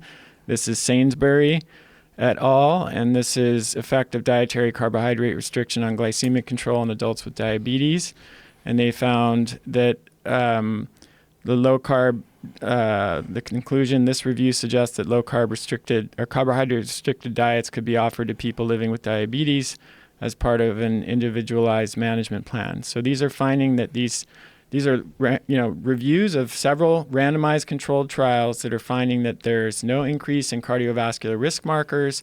There's actually an improvement in cardiovascular risk markers, and there's an improvement in diabetes markers like blood sugar, insulin, weight, visceral fat, etc. So, I mean, this is the gold standard of evidence that we have is randomized controlled trials and meta-analyses. Of course, they do. There are problems. They can be done poorly. They can be done well. That's true of any kind of scientific research. But we can't throw out really the highest standard of evidence is a meta-analysis of randomized controlled trials, because anyone can pick one randomized controlled trial to support their view. What a meta-analysis does is it looks at all of the evidence and it looks at the quality of evidence, and then it comes up with a result from looking at all of these trials. And that's where science is today. And these low-carb diets are high in saturated fat. They're high in saturated fat. Yeah, unless they're explicitly doing a trial where they're doing a low-carb diet that's higher in monounsaturated fat, but those are rare. Generally, people who are eating low-carb diets are eating a lot more saturated fat. Joel? Just three quick bullet points. Number one, it is low-carb literature. We're talking saturated fat and coronary heart disease. That's a mixture. It's not the topic we're talking about. Number two, these are It's not the topic we're talking about? Not low carb's a whole different nutritional But he's topic. talking about high saturated fat. Well, that we haven't seen it. That's just what he said. Yeah, no, you can do low carb and jack up protein, but most of the experts say don't do that. That's called meat. You can do low carb and jack up fat. That doesn't necessarily mean you're jacking up your saturated fat.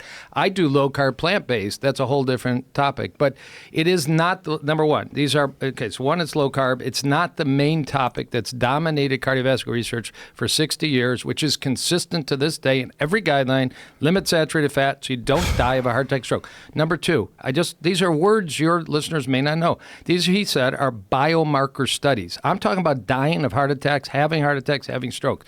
I care if your blood sugar marker called hemoglobin A1C goes down. I care if your LDL and your high sensitivity C-reactive protein goes down. But that's not life and death. Those are biomarkers. They're usually correlated with better health. If you're not tracking an artery, you're not in my scientific field, because I track arteries in clinic. We track arteries in our research studies.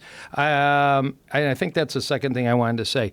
But, I'm not here to actually negate the data that compared to the crappy calorie-rich and processed diet that most Americans are eating.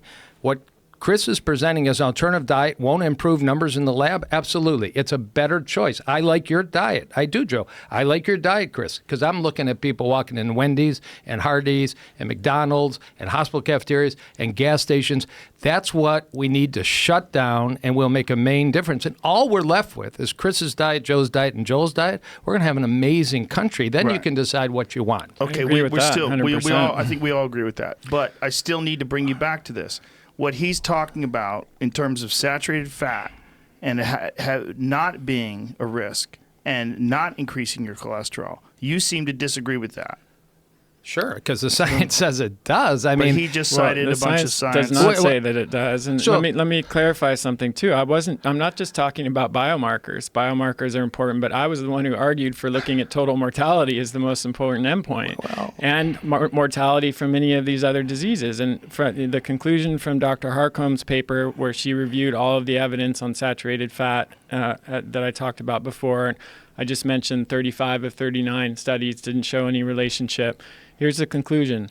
No meta-analysis of randomized controlled trials and or prospective cohort studies, those are observational studies, has found any significant difference for dietary fat interventions in all-cause mortality, that's deaths from any cause, or deaths from heart disease, or associated with dietary fat and heart disease mortality. In other words, there's no meta-analysis of randomized controlled trials that shows that eating more saturated fat will increase your risk of death. And your take on this is that this is the latest science and that what he's citing in terms of these studies from the 1950s and 1960s aren't really relevant. Yes, and but even if we look at epidemiology, like I said earlier, that there's a meta-analysis of studies including 350,000 participants that found no relationship between saturated fat intake and cardiovascular disease, and then a more recent review that included both randomized controlled trials, 25 of them, and 40 observational studies with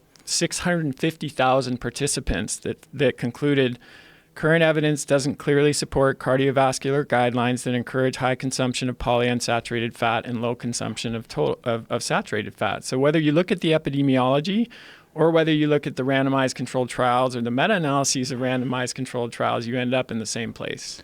Joel? most modern data, we already talked this. Everybody, please Google Cochrane database, saturated fat, 2015. Hooper is the author.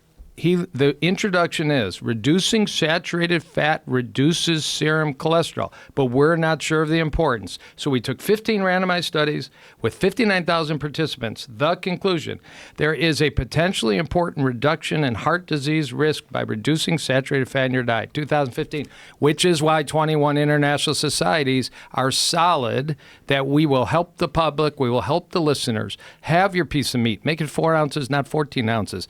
Have your bacon, make it 1 strip, not 4 strips. Have your cheese, just don't eat it every day and don't eat large amounts. The amount of cheese in the United States has gone insane because the USDA funds cheese manufacturers. Okay, so 2015, I can't get you a better one. They'll update Cochrane database in 2020. It'll be the same. What's your take on what he said, though? So here's Johnny. Well, I don't care, honestly, what he said. I've got to go with the best science in the world because I deal with patients who have serious disease. I can tell my patients the most up-to-date analysis of randomized clinical studies say saturated fat in your diet raises your cholesterol, lowering saturated fat like eating less animal products. That's not the most up-to-date, 2015, Joel. Cochrane database? I just mentioned several meta-analyses from 2018. This is not meta-analysis. This is randomized clinical studies, 59,000 participants. No, they're reviewing studies. It's not and that's we have to look at the weight of evidence. There are lots of studies published all the time, and that's again why looking at meta-analyses of randomized controlled trials, looking at very large reviews of observational studies with over 1 million participants, and you end up in the same place. Of course, we can go and find one study here, one study there that is different, has a different result, but that's not the scientific method. The scientific method is to look at the weight of the evidence and to continue to evaluate that over time as the evidence changes. And this is a great quote from John Ioannidis, the Stanford epidemiologist that I mentioned, that reminds us that we can't just rely on the past to inform the present. He said, claimed research findings may often be simply accurate measures of the prevailing bias. And what that means is that, let's say, you have a paper that, 30, 40, 50 years ago that says saturated fat increases the risk of cholesterol. Then later somebody makes that claim in a paper, just like that initial sentence, saturated fat raises cholesterol. You see a little number, they're referencing that one paper. Then a couple of years later, somebody else makes that same claim. They reference the second paper, which was referencing the first paper, and on it goes. And the whole thing is a house of cards. That's what most people don't realize. That's bad science. Right? That is science? bad science. This is good science. That's bad science. What's bad science? You're saying that you're saying these You're three. saying what he's saying is because people are listening, not looking if at you your could, gestures. again, he's making comments that have no reference. Certainly, if there's I just provided misquotes, the references. Can I here give and an they're example? On my website. How does he have no references? a scientific peer-reviewed paper that quoted a reference and everybody simply passively keeps re-quoting that reference, it was wrong in the beginning. I can give you a real-life internet example, which goes to Gary Dobbs, my new friend, but sometimes my adversary. But I can't give you a literature reference. It might be one, but these are very general statements. I just want to, I think we should move on, but No, one, we definitely shouldn't because we're not really clearing this up. What is he saying that's wrong? Okay. The best scientific analysis of the global topic, the saturated fat rich containing foods, which are animal sourced foods at high amount in your diet, increase your risk of dying of a heart attack or stroke or having a heart attack or stroke, goes to the biochemistry. That saturated fat in your diet will lower the number of LDL receptors on your liver and your blood cholesterol goes up. That's backed by 395 metabolic ward studies, but that is biochemistry. Then you get to epidemiology. Countries that eat more saturated fat. Finland, great story, and I got to tell it. 1970, the highest heart attack rate in the world was Finland. Guys were dying your age and my age at the highest rate. The lowest heart attack rate in the Mediterranean was Crete. 40% of calories were from fat in Finland. 40% of calories were from fat in Crete. You say, how can that happen? Because I'm not an advocate for a low-fat diet, except for very selected clinical cases. It was olive oil in Crete. That's very low, not zero, low in saturated fat. It was cheese, it was meat, it was beef, it was butter in Finland. They instituted a national program to lower the content of saturated fat in the diet in Finland. 5 years later, heart attack dropped 80%. Okay, but do you understand that he's saying something totally different? You're citing epidemiology studies about I started what with people biochemistry, then I went to epidemiology. I want to know what's wrong with what he said. Because he's not being broad with the science. He's getting mired in the weeds. I'm telling you, the broadest view from 50,000 feet up, biochemistry supports it, epidemiology supports it, 395 metabolic ward studies, my randomized Mendelian randomization What's wrong with study. what he said, though? Because he's not looking at the entirety of the data. And I'm telling you the entire data. Then you go to Loma Linda, Okinawa, you go to Iquitos, you go to Costa Rica, and you go to Sardinia. If you live to 100 and you're still operating on somebody's heart, is your diet likely high in animal saturated fat or not? The answer is it isn't. It's as low as 3% of the diet in Okinawa. But couldn't it possibly be other factors? Healthy user bias. There's a great new study recently that came out that showed that just following the top 5 health behaviors, which are basic. So we're talking about not smoking, not drinking, maintaining a healthy body weight, getting some physical activity, and eating a quote relatively healthy diet, like not junk all the time, increases your lifespan by 13 years. And that's so Walter Willett. You can't look at these populations and make inferences about animal products being the driving factor one way or the other, because there's just too many other factors. There's no way to control for all of those factors in a study. And that's why we have to come back to the scientific method. We use observational studies to come up with hypotheses. Then we do randomized controlled trials to either confirm or refute those hypotheses. As I said before, in many cases, what is apparent in observational studies, or what seems apparent, is not later confirmed in randomized controlled trials. And that's where we're at now with saturated fat and dietary cholesterol. I just mentioned 3 very large meta-analyses of randomized controlled trials that failed to confirm any association of saturated fat and heart disease or saturated fat and increase in these risk markers. And I mentioned 2 reviews of very large observational study data, including 350,000 in one study and 650 in another, showing no relationship. So the mechanistic arguments about liver, like saturated fat does this or that, that's not convincing if it's not showing up in the data. If it did that, then we would see it in the observational studies and the randomized studies. Now, specifically, Joel, Yeah. what is your take on what he just said? Well, we just had another gong moment. So Chris just quoted, and it's actually a little bit comical, a Harvard School of Public Health study on how do you live 14 years longer. It's epidemiology, but he's using it. The senior author is Dr. Walter Willett, a guy he calls a vegan pro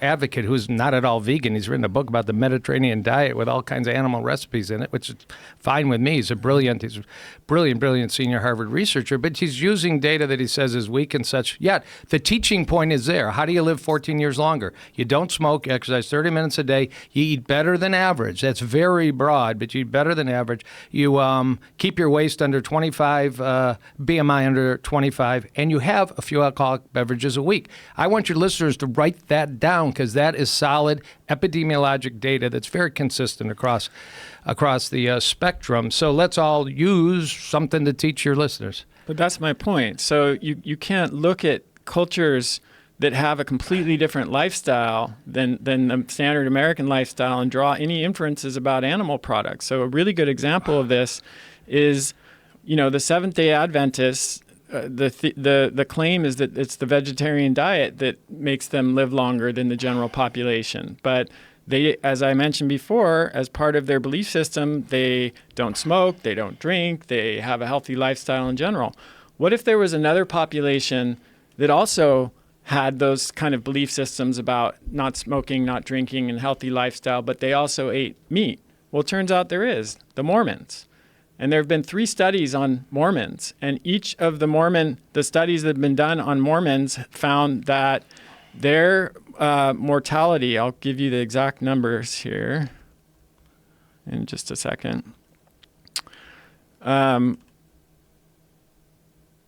whatever reason, that's not coming up here, but their risk of death compared to the general population was something like 50% lower than the general population on average. And yet they're eating animal foods. They're not vegetarian like the Seventh-day Adventists. So your point in bringing that epidemiology study in the first place, bringing up healthy lifestyle, increasing your lifespan by 14 years, is to show that any positive move is going to show, whether it's just exercise and not eating sugar or whatever, is going to show an increase in your lifespan. Yeah, and just to show how hard it is to isolate single variables and the influence of those single variables in an observational study on those effects. And this is something that John Ioannidis has said over and over again, is that it's almost impossible, if not impossible, to disentangle the influences of all of these single variables in observational research. And again, I'm not saying we shouldn't use observational research. I'm saying we should be circumspect about how we use it, and we should be aware of the limitations and the flaws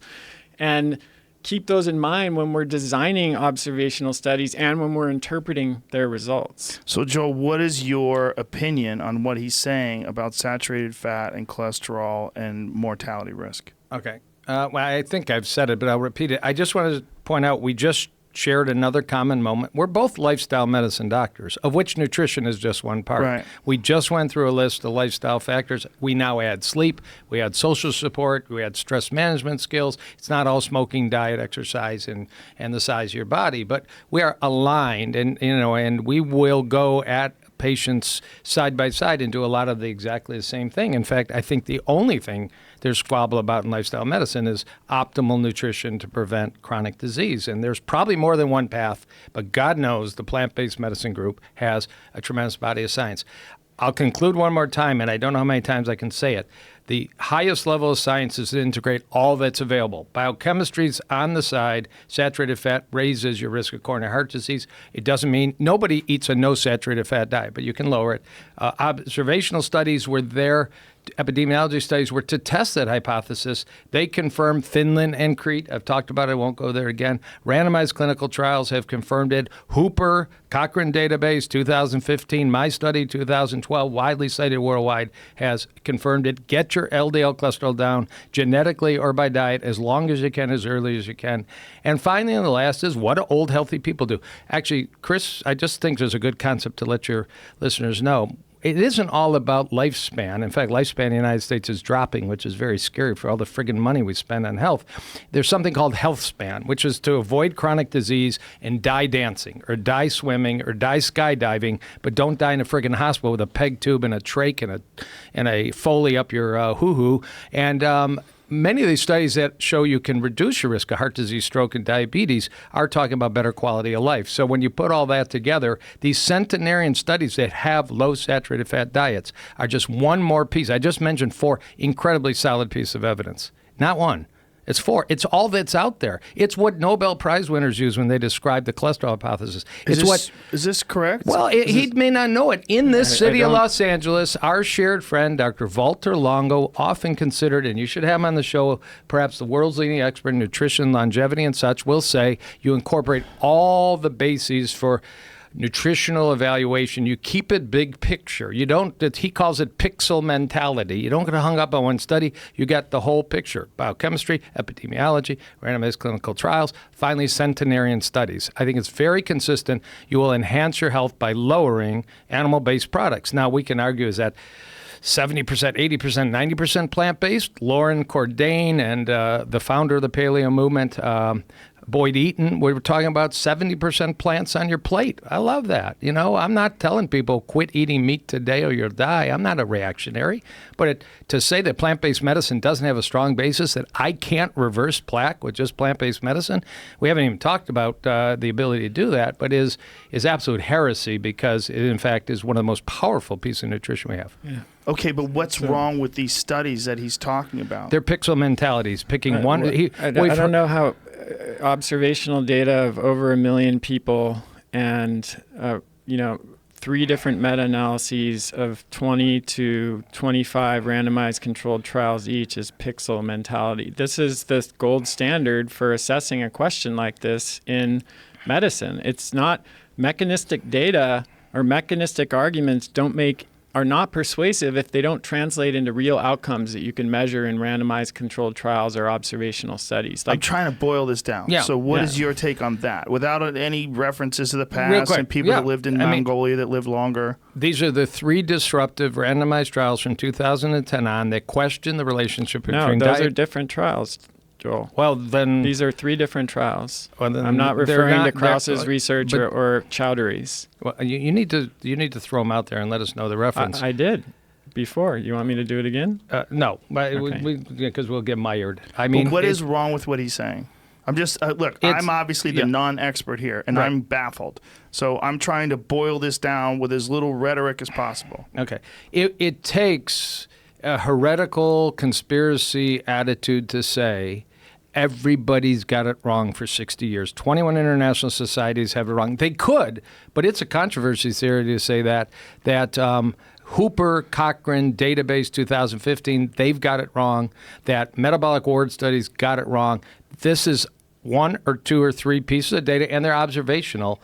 You don't throw out the baby with the bathwater. Randomized controlled trials. Why meta-analyses. are you saying they're observational if they're not? What meta-analysis by nature is implying, it's not a new study. It's taking previous studies and doing. So let me give you one quick example. In the Chowdhury meta-analysis, created Butter is Back on the cover of Time magazine, created a whole fervor out there that we can go back to eating all these great foods that Atkins wants us to eat. They correlated your blood cholesterol with your risk of having heart disease. They couldn't confirm it. Well, they allowed people in that meta-analysis that were on Lipitor. Well, of course, you're on a medicine, lowers your cholesterol. They didn't exclude those people. That has been resoundingly criticized as, yes, it looks good. It's in a journal. It's a meta-analysis. That is fraudulent or at least relatively inappropriate statistics. It's so technical. It's beyond, I think, the importance of this discussion. But I just say 50,000 feet elevation view of the best nutrition is, again, 4 pillars that I keep talking about indicate you'd be very wise to limit the amount of saturated fat. And that's endorsed by every major medical society in the world. It's not controversial. It's not controversial. I don't think it's conspiracy. I think it's just the natural progression of science. But we used to think the world was flat. We used to think ulcers were caused by stress. But that's doubt there are a lot of things that have changed over time as the evidence evolves and as we become more educated and aware of. So why are you and implying so- that it's some sort of a belief in a conspiracy? Well, Chris is suggesting we got it wrong, which means the American Heart, the American College, the World Health, the Institute of Medicine, the European Society of Atherosclerosis, the Australian Society of Health, all these people that tell you 10% or less saturated fat, some say as little as you could possibly get in your diet, have got it wrong. And that suggests there's been a total misrepresentation of all the science. Can I pause you for a Yeah. second there? What are their recommendations based on? Is it based on old science? No, I mean, these are... Yes. How long have they been saying this, and what is it based on, and have they adjusted to this new science Sure. that he's discussing? They republish. So the USDA republishes every 5 years. 2016, not long Every ago. 5 years. 2016 was the last USDA publication. They'll do it again in 2020. But doesn't this science change pretty Not rapidly? that fast. Not that fast. There's nothing new since 2016 that rocks the idea that 21 international societies got it wrong. There's nothing. There isn't. The 2015 report did not use. There was the USDA set up the Nutrition Evidence Library to help conduct systemic reviews to answer some of these questions. And in the 2015 report, the committee stated that it didn't use that database for 70% of the topics, and a lot of the guidelines hadn't used any newer science since 2010. And there had been large reviews, as I just mentioned, these 3 reviews that I mentioned. One was in 2013, one was in 2017, and one was in 2018. These are the reviews of the randomized controlled trials that didn't show increase in cardiovascular risk markers from saturated fat consumption. And then we had those reviews of observational studies of 300,000 and 650,000 people. I think the same thing will happen with saturated fat. As I said, in 2010, they changed their recommendations on total fat. They used to limit total fat, and then they changed those in 2010. 2015, they changed their recommendation on dietary cholesterol. And I think probably the next time, maybe it's the next time or maybe it's the time after that, you'll see a change in the saturated fat guidelines. And it's not a big conspiracy. I'm not saying, It's not a conspiracy, it's the it's advancement just the of science. advancement of science. Yeah. So your take is that these organizations are behind the curve. Yes, and if we want to talk about conflicts of interest, there are huge conflicts of interest in these organizations. Something like 40% of the funding of the I don't want to get this number wrong, but the American Heart Association, American Diabetic Association, a lot of these organizations have funding from big food. Coca-Cola. You talk to a nutritionist who goes to these conferences, and there's like Nestle bars and Coca-Cola at the nutrition conferences. That's hilarious. Yeah, it's hilarious, isn't It's it? terrible. It's just It's hilarious horrible. if It's it wasn't. horrible. I mean, it's actually funny and sad at the same time. And so, I'm not saying there's a big conspiracy, but I am saying there's a problem in terms of scientific integrity when you have these organizations that are tasked with creating the guidelines that have these financial conflicts of interest. That's not really how it should be. But I don't even want to go too far down that road, because we don't need to go there in order to show that the science is what the science is showing in peer-reviewed journals. So, Joel, what is wrong with what he just said? Well, I'll say this. Until 2020 USDA guidelines come in, I actually think he's factually wrong, because the USDA guidelines say keep the percentage of calories from saturated fat to 35% or less. I could be wrong on that. I'm not an encyclopedia. I know they say... Oh, I agree with that. Well, right. Well, Yeah. you said I they said eliminated I said they it. changed their limitation on total fat in 2010, and I'm speculating that Yeah. But the they saturated will fat- eventually change their guidelines on saturated fat, Right. because the science has Right. evolved. And I will buy you guys an all-paid trip to Bali if you see in the 2020 guidelines that saturated fat is still not to be limited to Well, we're avoid wasting our time cardiovascular with disease. that, right? So what's wrong with what he said? I don't know. It's about. I agree. There are conflicts of funding, but they're not unique to any particular sector. Yeah. We just had one of the most famous food psychologists in Connecticut, Brian Wansink, who was a Yeah. hero of mine, said eat on small plates, because when you eat on small plates, you're mindful and you don't get obese. Had to have 6 papers retracted and had to resign. It's pervasive. It's a problem. Doesn't mean there's not majority good scientists. And I think most of the people we've been talking about are largely good scientists, that their reputation hasn't been tainted. I don't want to get too mired in this, but if you look at the egg industry prior to 1990, about 30% of egg studies on nutrition were funded by the Egg Board. Since 1990, it's 92%. It's a conflict. Who's got the money to study nutrition? It's not the broccoli I've got to growers. stop you because Yeah. we're getting in the weeds again. What is wrong with what he said? Well, he's predicting that there'll be a change in the No, recommendation. forget about that. I Forget don't- about that. What about what he said I think about there's saturated there's fat? no substantial new data on saturated fat since 2015 Hooper and 2016 USDA that changes anybody to question that they should not recognize and follow the leadership of 21 international societies that are out there to try and improve the Okay, public let me stop health. you there because those 21 international societies and all these different Right. organizations, they rely on current science to make the recommendations, correct? Sure. Okay. And are they often behind the curve?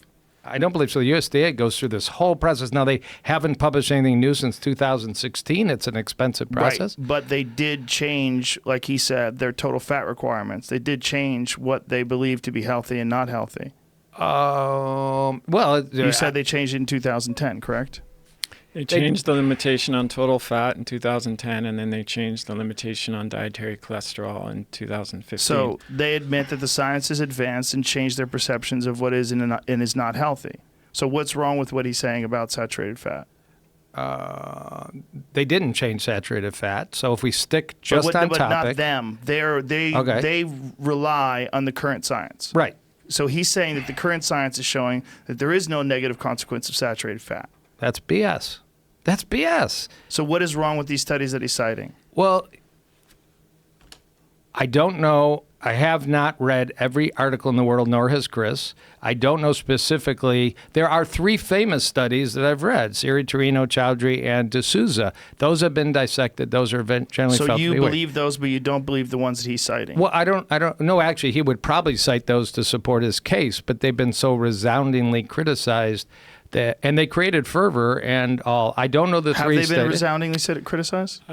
I'm aware that there has been criticism, but you could say the same thing about the vegetarian lifespan studies, the IARC report on Right, but have they processed been meat. scientifically They have criticized? not been debunked by any stretch of the imagination. The papers stand. The authors have defended against those criticisms, and it's nothing like what Joel was just talking about with Brian Wansink, who had to, all the papers were proven to be fraudulent, and he had to retract them. There's nothing like that has happened with those papers, and those were not the ones that I cited, anyways. I just want to say the USDA in 2015 said total fat intake should be 20 to 35% of all your calories. They didn't eliminate anything in 2010. That's 2015. I think that's a factual error, Chris. They clearly changed the cholesterol recommendation to say as little as possible. They just didn't put a number on it. We all know that.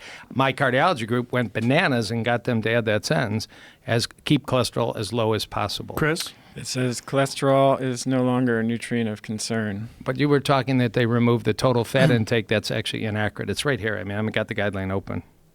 It is. I mean, we're allowed to make mistakes. We're trying to incorporate the whole world literature, and we're just 2 guys. Is but that a mistake, Chris? it's right here. I mean, it's a mistake. So what was his mistake? What did he say that was He said wrong? that in 2010, the USDA guidelines, which are supposed to be followed by schools and colleges and the rest, removed a total fat percentage recommendation. It remains at 20 to 35%. That's fairly modest fat intake. I have to look at the specific language to see. My recollection is that in the same way that there's some contradiction with the cholesterol, there's a sentence that says cholesterol is no longer a nutrient of concern, and then Joel mentioned that he and his cardiologist friends got them to add something back that was, kind of seemed to step back from that. And I think the same thing happened with total fat. I don't know, and I don't have it to look at right now. Can we But find this it? is- Because it seems like This a pretty is- major point of dispute. Yeah. And Joel says It it's is a and mistake. it isn't, because still the question at hand is, what do the meta-analyses of randomized controlled trials and what do the large reviews of observational studies, including over 1 million participants, suggest about the influence of saturated fat on important markers like heart disease and total mortality? I'm still waiting to hear about a study that shows that eating more saturated, a convincing review of meta-analysis of randomized controlled trials, or even large observational data that lasted for more than a short period of time that shows that eating saturated fat, and I'm not even talking about in the context of a healthy diet, which is a whole other discussion, Right. But just in any diet increases the risk of heart disease. Okay, And but can I stop you, please? Yeah. Because we were discussing this on the assumption that the USDA had changed the requirements for fat. Joel's saying that's a mistake. I really think we should clarify that. We should find out if he's right. You can go choosemyplate.gov. It's right here, 2015, 2020, questions about the USDA guidelines. It said healthy diets can include up to 35% of calories from fat. They put a clear-cut limit on it. It's right here. I mean, I'm reading it. I'm not making it up. It's USDA. It's a government. So what was it that you remembered from 2010, and did you remember it erroneously? let's see here. This is so fucking complicated. Oh, it's so bad. Yeah, eat your vegetables. Everything else follows. Have some fun. Love your fellow man. I have an anecdote. This came from a paper. It was talking about the shift in the guidelines, and I need to, if Why don't you tell us your anecdote, Joel, and we'll get into this. I can tell you an anecdote Chris will because try to I figure love it out. Chris Kresser. I want everybody to know that. There's a very famous food doc in Santa Rosa named John McDougall. He's been treating people with crazy plant-based, high complex carb diets. He reverses diabetes, this and that. His newsletter came out just as I'm pulling up here and bumped into Chris. We actually walked in exactly the same time. He quotes the New Testament, and I'm going to read this because as a Jewish boy, I just got to read it. One man's faith allows him to eat everything. There's some people around the table where they would do that. Another man's faith allows him to eat only vegetables. The man who eats everything must not look down on him who eats only vegetables. The man who does not eat everything must not condemn the man who does. There should be peace. I think that is such a freaking beautiful concept because we do need to leave here as promoters of healthy lifestyles, whether we call it the Harvard School of Public Health, how to live 14 years longer, the Right. Blue Zones, how to live like Loma Linda, whether you want to eat game that you hunt that is probably 8 times less in saturated fat than what you're buying at the damn grocery store. You know, people eat your vegetables. People be really quality over quantity. And I'm going to tell you, at some point, let's talk about eating less and taking some breaks from eating so you can activate anti-aging pathways. But because, it isn't all food. It's sometimes too much food is probably one of the biggest problems. For sure. Yeah. I think we all agree about that. I think the real question is, and for someone like me who really doesn't know, Yeah. I'm baffled by the saturated fat dispute. Because it seems to be there's one of you has got to be wrong here. The evidence has got to point one way or the other. Yeah. Chris is saying the evidence points to it being not an issue at all, and you're saying it points to being the major issue. Worldwide consensus in leading But worldwide health. consensus I wanna- by these groups that rely on current science that may or may not be behind the times. I want to step back and just clarify my position here because I'm not saying, we started by saying there's no one size fits all approach, right? So these studies just tell us about averages. They tell us what happens on average when a group of people do something. They don't tell us actually what happens for person A, person B, person C, and that can be different. So if you get some people may experience a slight increase in their cholesterol from eating saturated fat, some people might actually experience a slight decrease, and on a net basis that averages out, right? I think the next generation of science is going to be more of an understanding of how various dietary components and various foods affect people on an individual level. Because let's say there's someone who's got genetic polymorphisms that mean that for that person, if they eat a diet that's very high in saturated fat, their LDL particle number, which is a risk factor for heart disease, is going to go up. I've seen that in my clinic. Absolutely. I'm not saying that saturated fat will never increase cholesterol or LDL particle number in people. That's just not true. It will in some cases. It happens in you. It will happen in some cases. But I'm reporting on the science as in terms of the general question of, is saturated fat going to increase the risk of heart disease, and is it going to increase the risk of death on average according to the available research? And the answer to that is no. Now then the next question is should you, Joe, eat a diet high in saturated fat, or should I, or should Jamie? That's a different question. And unfortunately, science is not. We've been so focused on these population level recommendations and the idea that there's one diet that works for everyone.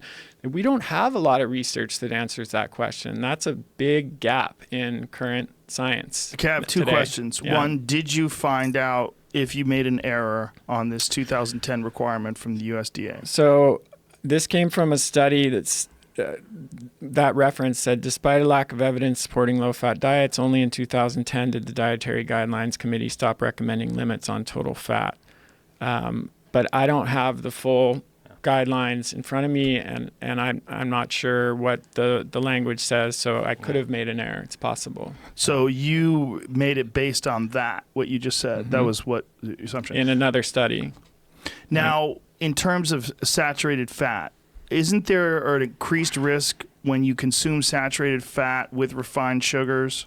There absolutely is. This is another example of where What's that mechanism? Context matters. Well, let me just even step back a second and say that the primary sources of saturated fat, and this is important to understand when you're looking at epidemiological data. So the sources of saturated fat in the American diet, 33% comes from pizza, desserts, candy, potato chips, pasta, tortillas, burritos, and tacos. 24.5% is unaccounted for, but most likely processed foods, according to the authors. And then 10% is, or almost 10%, sausages, hot dogs, bacon, ribs, and burgers. So the vast majority of saturated, 13% is chicken and mixed chicken dishes. Think KFC or chicken nuggets. And eggs and mixed egg dishes. So the vast majority of saturated fat that Americans are eating is coming from junk. Right. So even in an observational, even if we did see an increase in harm from saturated fat in observational studies, we still couldn't say that would be true for someone who's eating what I would call like a nutrivore diet, which is, whole foods, fruits and vegetables, nuts and seeds, some starchy plants like sweet potatoes, and animal products, including saturated fat. We have no research that suggests that saturated fat in that context is harmful. What is the mechanism that makes saturated fat more harmful when it's consumed with sugar?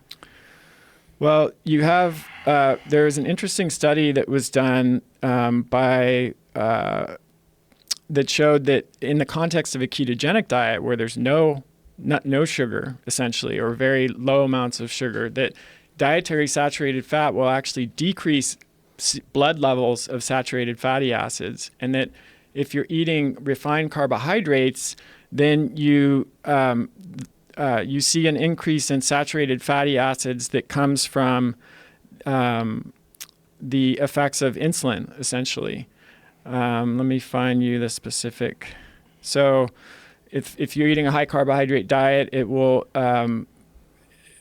increase insulin, which inhibits the oxidation of saturated fat. And so then when insulin levels are high, saturated fat tends to be stored rather than being burned as fuel. And then high carb diet and I mean refined carbs here, not fruits and vegetables, can promote the synthesis of saturated fat in the liver. So it actually causes the liver to make more saturated fatty acids in the serum. But this study here this showed that controlled feeding studies have shown that refined carbohydrates will actually increase levels of saturated fat in the blood, whereas eating saturated fat in the diet does not, if the diet is not high in those carbohydrates. Joel, what's your take on that? The only key point I make to answer your question and follow up to Chris is, why does high sugar diets combine with high saturated fat diets? Because again, I go back to biochemistry. This is serious science. Where's saturated fat? It's usually found in meat and other animal-based products. It does exist in plants, like some in avocado, some in olives and olive oil. But anyways, there's a pathway, getting science, but it's real stuff. The amino acids found in red meat, combined with their saturated fat that's content, triggers a pathway that accelerates aging. You don't want to age fast. That's called the mTOR pathway, the IGF-1 pathway. Then you eat a diet rich in sugar. Well, we know the biochemistry right here in Los Angeles, University of Southern California, Biogerontology Institute. You eat a lot of sugar, you activate another aging pathway called PK-RAS. And these two pathways, mTOR, IGF-1, PK-RAS, will make you an old man or an old woman quicker. So when you're eating pastries, which is high saturated fat and high sugar, or you're eating meat with a Coke, how common is that? I mean, my God, a hamburger and Coke, you're activating everything we know about science that will make you age faster. That sucks. So is that true that eating meat and the amino acids accelerate the aging process? There's no studies that show that eating meat in the context of a healthy diet shortens your lifespan. And if that were true, then we would see that in the data. But Joel, you're talking about an actual physical mechanism that accelerates the aging process. Yeah, this is well known. What is it called again? Well, it's mTOR, IGF-1 is one pathway, and PK-RAS. The biochemistry is not. I mean, this is like high-level science. It's not. I'm not stretching on the limb here, but protein is really amino acids. I get this question, you're a vegan, where do you get your protein? My answer is, where do you get your amino acids? Because my body breaks protein down into the building blocks, and then I build it back up to whatever the hell I need it for. It's amino acids in meat. There's amino acids in my edamame, wherever I want to get them. The split of those 20 amino acids is different in meat than it is in edamame. There's more methionine and more leucine. Very technical stuff, leucine.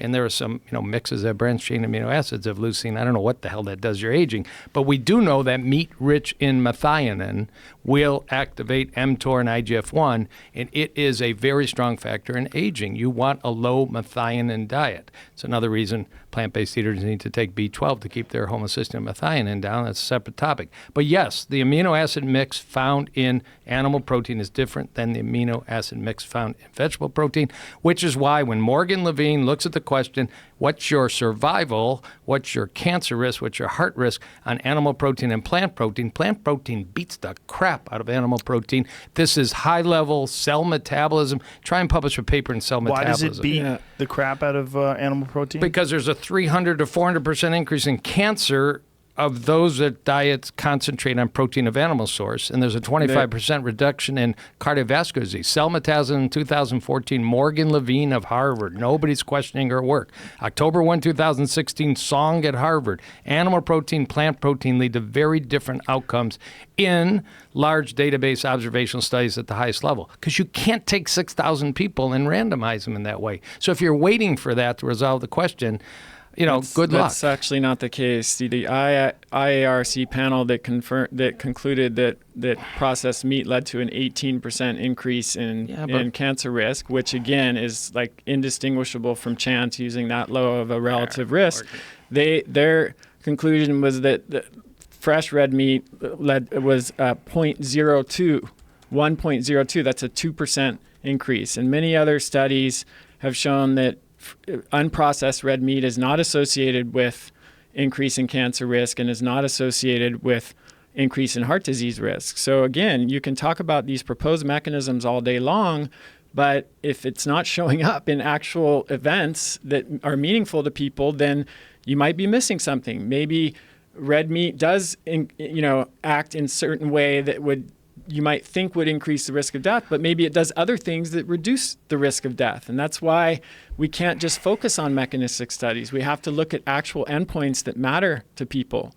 In terms of the quality of animal I think death versus and cancer matter, Chris, and I know That's what I just said. They don't. There's no. The studies don't show that fresh meat increases the risk. Fresh red meat increase the risk of death and cancer and heart disease. And Joel, what was the number that you were saying? 300%. It's right here. Anybody look? March 4th, 2014. Cell Metabolism. Morgan Levine. Right here. Animal protein. 75% increase in death. 400% increase in cancer over 18-year follow-up. These findings were not found with plant-based protein. So let's talk about reviews. It's not review. This is science. This is science. Right, no, reviews are science, Joel. Well, you're saying that reviews of observational studies and reviews of meta-analyses are not science, and you would prefer to draw conclusions based on a single study? No.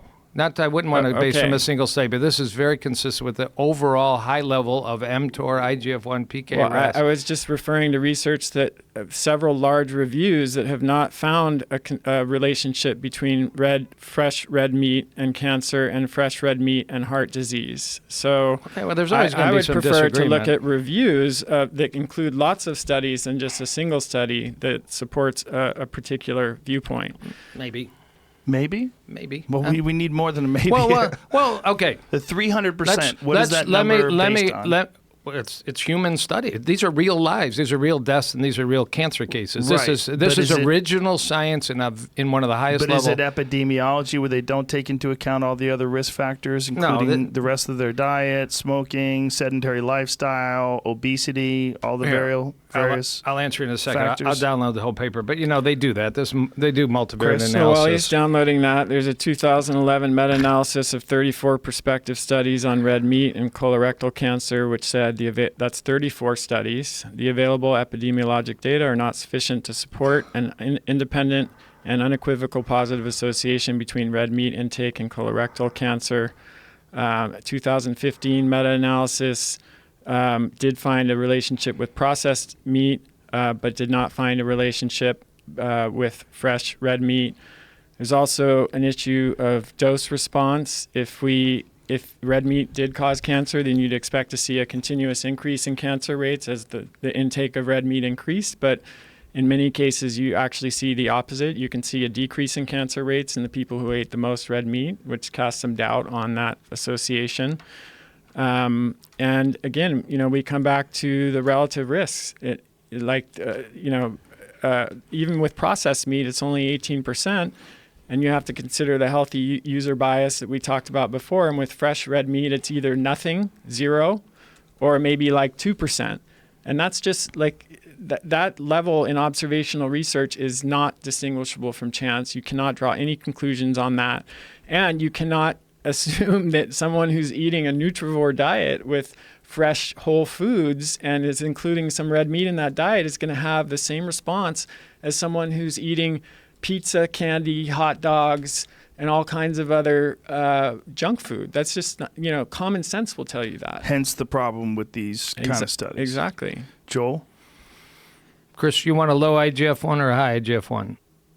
You want a low IGF-1, it. Just say it. I want to live a long, healthy life. Yeah, I don't want to be obsessing over individual markers. I want to live a long, healthy life. You like a lot of markers when it comes to low carb studies. You want a low IGF-1 for survival. The science is strong. This is LA science, so we're not making this stuff up. Anyways, methionine and leucine in meat that raises IGF-1, and at least periodically take a break. Raises insulin growth factor. And which will take your prostate and your breast tissue, makes it start growing at age 50, which is because it's for males or for women? For women. Well, just because the frequency of breast cancer in women, it's women. So, there is a relationship between animal products and breast cancer, and there's a opposite relation. These are relationships. There is Petri dish. Let me just say, go back to biochemistry. You take breast cancer cells in a Petri dish, you put plant proteins, they stop growing. You put animal proteins, they start growing. That's pretty good science. Now, you say that's a Petri dish. They happen to be human breast cancer cells, but until you do a randomized controlled study of animal versus vegetable, it won't be done. Should a breast cancer patient eat more broccoli? Yeah, let's dong the bell there again for sure. And I can tell you how to cook the broccoli so they get the best benefit. Eat broccoli sprouts, you get 50 times more the benefit than broccoli. You were going to respond to that? Yeah, I come back to important endpoints, total mortality or deaths from any causes, and diseases. I'm not persuaded by mechanisms unless they're tied to real outcomes that we care about. I think mechanisms are interesting, but as I said, if you have to be aware that if foods have multiple effects, they might have one impact that you might think would lead to harm, but then they could have several other impacts that would be beneficial. And that's why you need to look at the real outcomes, because there have been so many examples in the past of ideas where the mechanism that was originally proposed for the harm doesn't turn out to be what we thought it was. And so total mortality is the most important endpoint, deaths from all causes, but then also deaths from specific conditions are important too. And I would put that higher in the hierarchy of evidence than mechanisms. Absolutely. Joel? I don't know how you abandon the unbelievable dedication and explosion of scientists around the country and around the world to, come up with mechanisms of disease, because we're on the verge of this unbelievable breakthrough to change your genetics and alter your mechanisms. If you don't understand them, you can't do it. I think Chris has it backwards. More commonly, basic science drives questioning a human population, an epidemiologic study, and then maybe a randomized clinical trial. That's the usual progression. For example, we have not even talked cholesterol. This literally has been all saturated fat. 1975, my mentors in Dallas, Texas, but this is relevant in 2018, Brown and Goldstein in basic science identify your liver cell has a receptor called the LDL receptor. Nobody knew it. It completely controls the metabolism of cholesterol in the body. They then find that there's a disease where you don't have that receptor and your cholesterol's 1,000 and you die before you're 15. And I took care of those children in Dallas, Texas in 1986, 1989. From that came the development of a drug called Mevacor and Lipitor and Lovastatin and all the rest. And we were able to test in humans. Does that basic science make a difference? Kaboom! The 4S study says you live longer if you have heart disease and you take a statin. Yeah, there's side effects. Yeah, there's this and that. Go down to the bottom line. You want your LDL cholesterol, like Lauren Cordain, the founder of the modern paleo movement, said, 50 to 70, and it's all consistent across epidemiology, basic biochemistry, randomized clinical studies, and what's the average LDL cholesterol in a hunter-gatherer in Okinawa, in Loma Linda?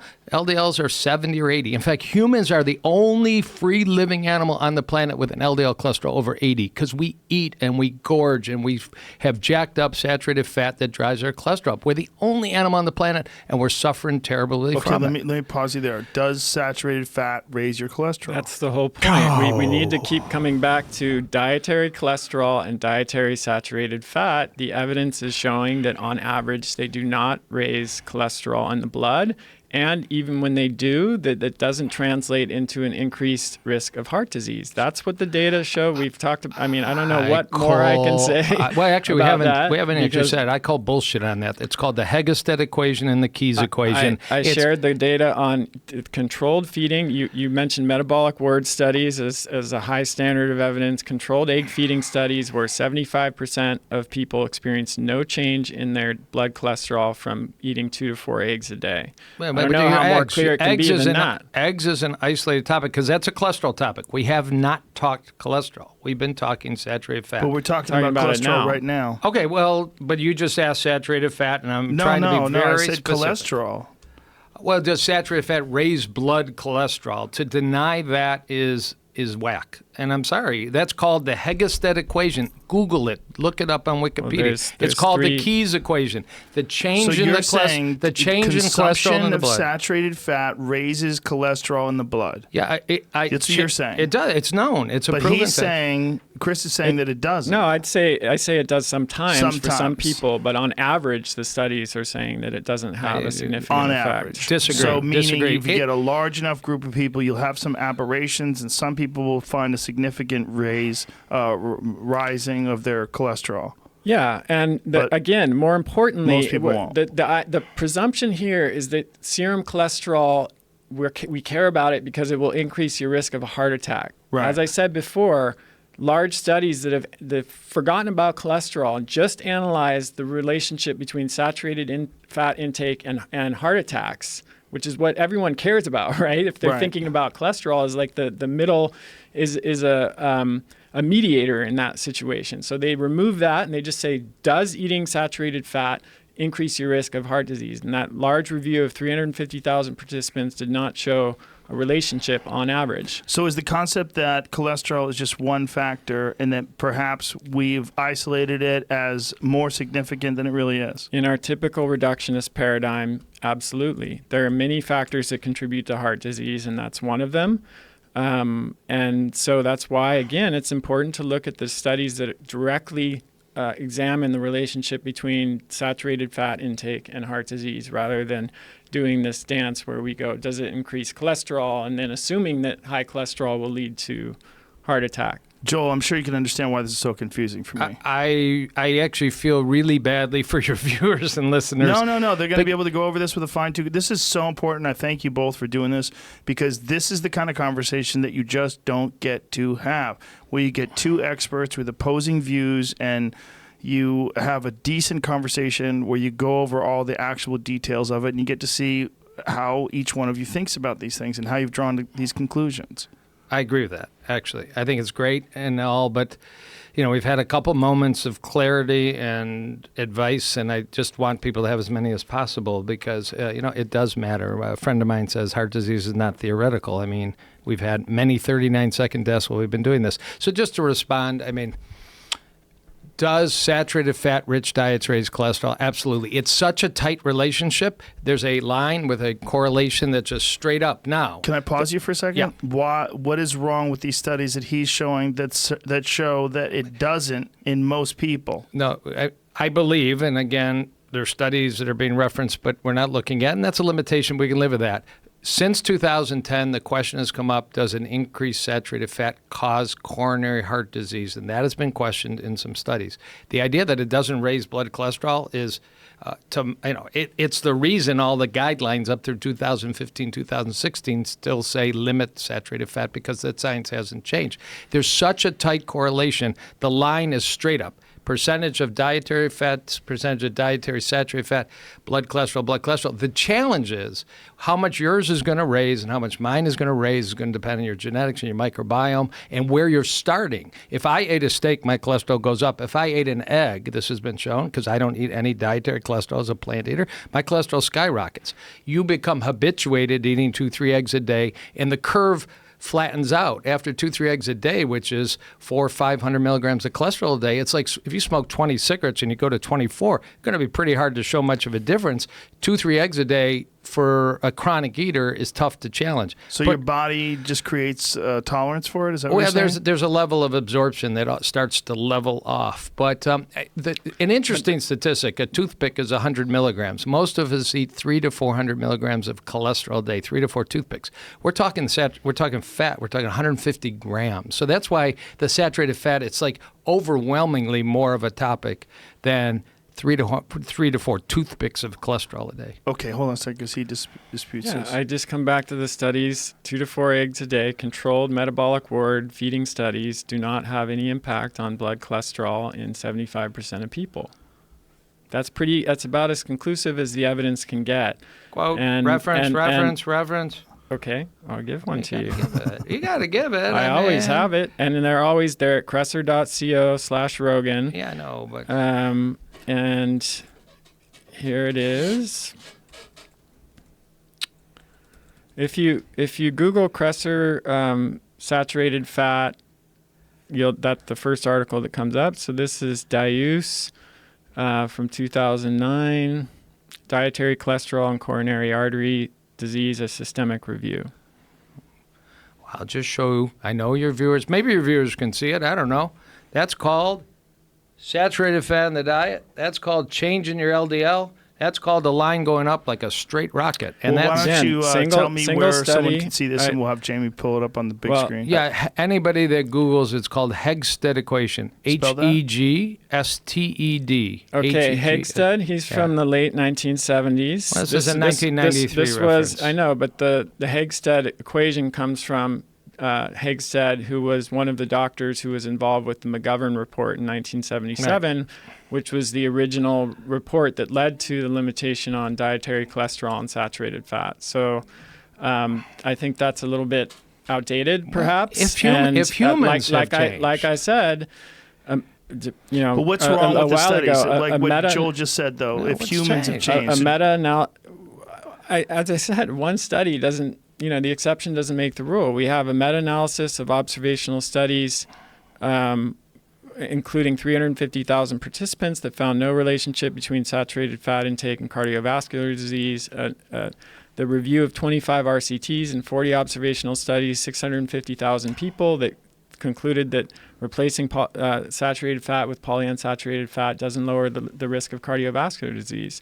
We have to look at the weight of the evidence. We can't just choose one study or a mechanistic argument to support our view. I mean, So it's your take that this study is flawed and outdated. that's not a study. That's an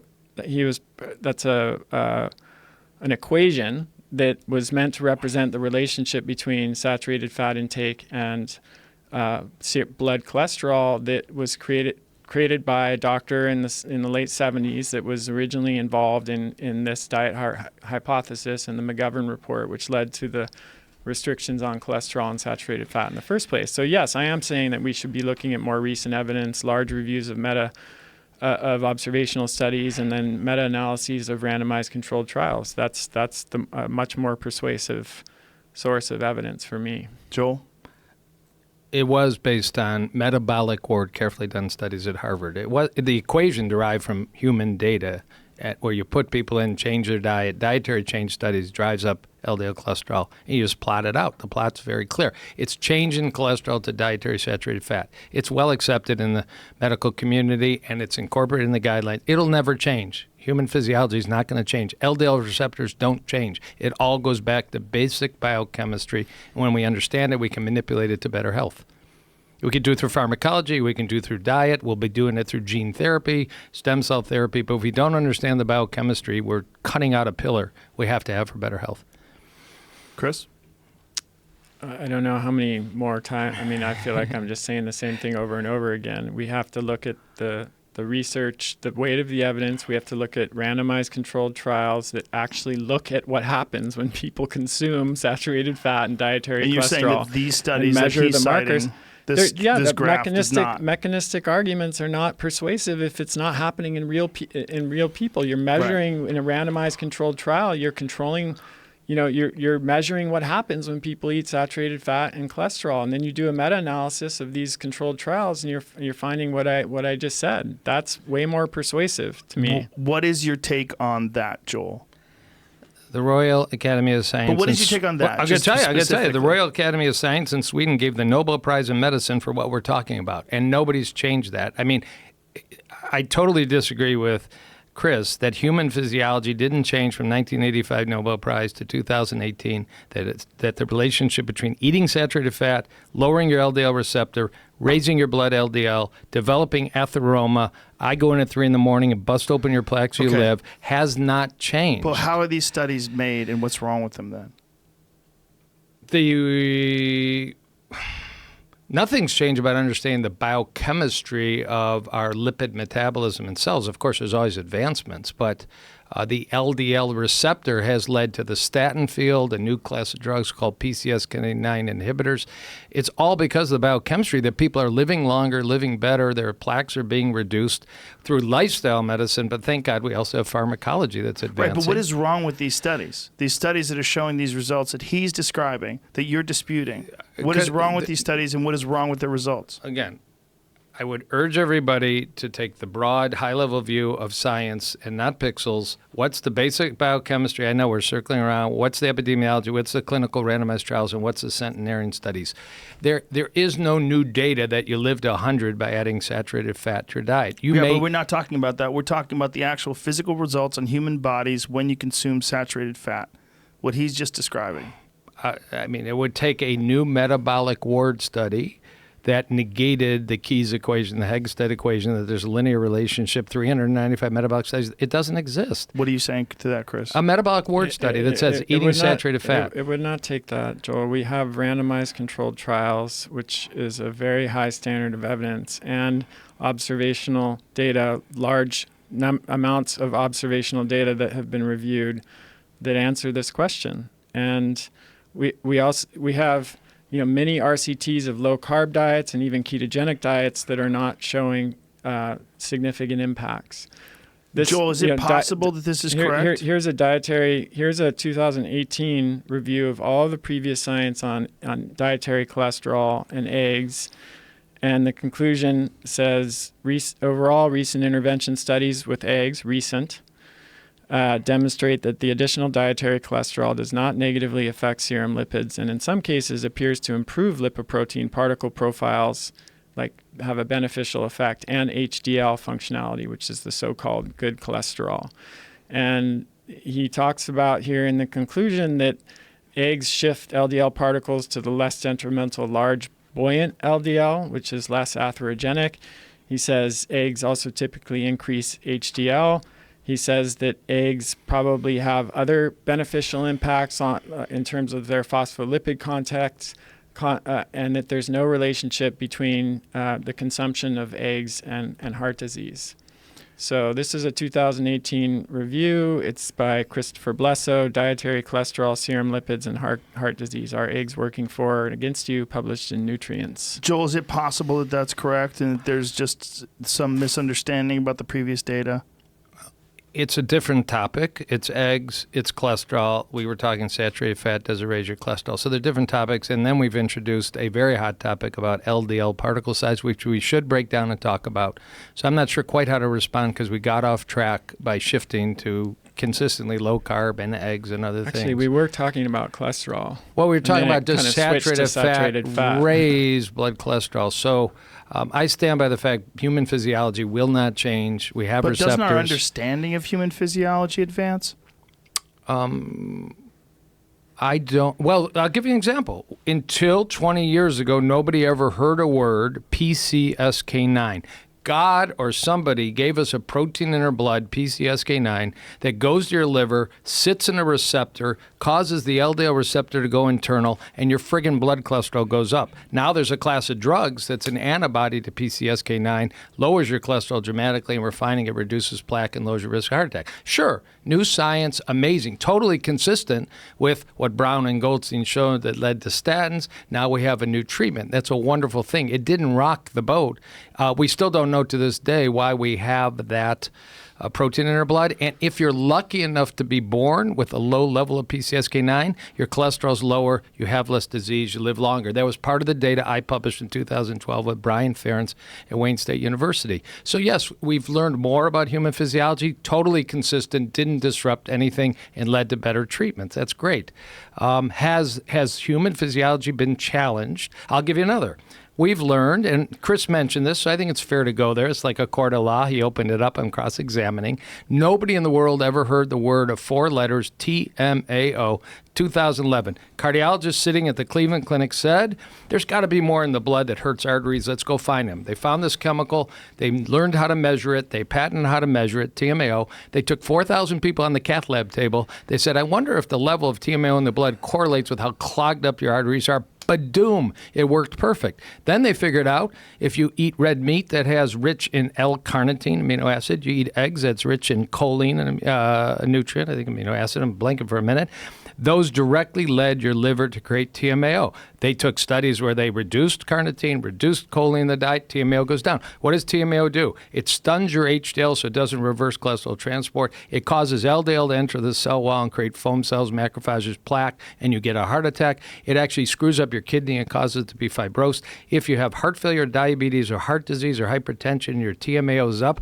I've actually drawn more TMAO levels than I think any physician in the United States. This is my baby. New human physiology that has not led us to back off the idea that limiting the animal product consumption, in this case specifically egg yolk and red meat, may have benefit to your health. We just learned a new pathway. Actually, Joel, what in the diet increases TMAO orders of magnitude more fish, than red meat? because fish has it right in their fish flesh, along with that mercury and their PCBs and their DDT. What is the association of seafood intake with heart disease and mortality? Can we use epidemiology studies, or I thought they're off the table? As I said before, we can use epidemiology when we use it wisely. But that's so selective, Chris. Use it or don't use it. I always use epidemiology, 100% of the time. What do you mean, Joel? We've been talking about large reviews of epidemiology that suggest that saturated fat and cholesterol don't increase the risk of heart disease. So, if you could answer the question, I'd appreciate it. Quality over what is quantity. the association of fish with cardiovascular? What would most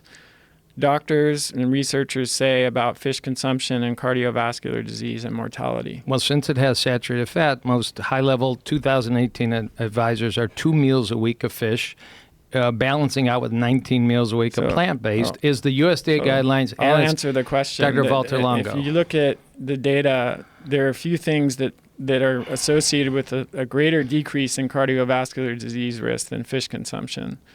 And fruits and vegetables. TMAO is, if you look at a graph, and you can, if you Google let's see. Maybe Jamie, you can pull this up. I know. Cresser TMAO. And you click on that first link, red meat and TMAO. And you scroll down, and there's a picture. Oh, cool, Jamie. Where you been? There's a picture. Scroll down. There you go. So that picture shows the increase in TMAO from eggs, beef, cheese, milk, clams, and then look at cod and halibut. Wow. Let me just see the reference. What's the reference there, buddy? Egg and beef. The reference is in the article, I Joel, know, as I wanna see always. it. I wanna As see it. always. I wanna see Yeah, it. you can see it there. It can't be Chris Master John reference. That's not fair. It's not Chris Master John. And that's so cod and halibut are increasing TMAO, as I said, orders of magnitude more than beef or eggs. You can't even see eggs and beef there. And the data show that fish consumption, I think almost every public health authority would recommend, would agree with this, is reducing the risk of heart disease and mortality. So TMAO is another mechanism. It's another interesting mechanism, but Not fully understood. It's not fully understood. And again, we have to look at the data on red meat consumption and heart disease and mortality to really figure this out. We can't, it's a speculative mechanism. I don't disagree that it's important to look at mechanisms, but you can't draw conclusions based on them. And this single fact about TMAO just kind of blows the thing apart. The other thing about TMAO to know is that certain types of gut bacteria metabolize choline and carnitine into TMAO, whereas others don't. And so a lot of scientists have speculated that high TMAO levels are essentially a result of a disrupted gut microbiome. And that makes sense. If you have 60% of the calories that Americans are consuming are from ultra-processed food, and we know that totally screws up the gut microbiome, then if you get a person eating a standard American diet, then their TMAO levels may go up with red meat. Whereas if you take someone who's got a healthy microbiome because they're eating lots of plant foods that support healthy gut, then you may not see the same association. And part of what supports that is there's studies showing that rifaximin, which is an antibiotic that treats bacterial overgrowth in the small intestine, reduces serum TMAO levels, which suggests that it's mediated by the gut microbiome. So consumption of fish has been universally shown to decrease heart disease. The mechanism is interesting, but overall it may be very complicated with many factors, and Absolutely. we might not know all of them. Yeah, and then that's what takes us back to let's look at the data on whether red meat increases the risk of death or heart disease. Joel?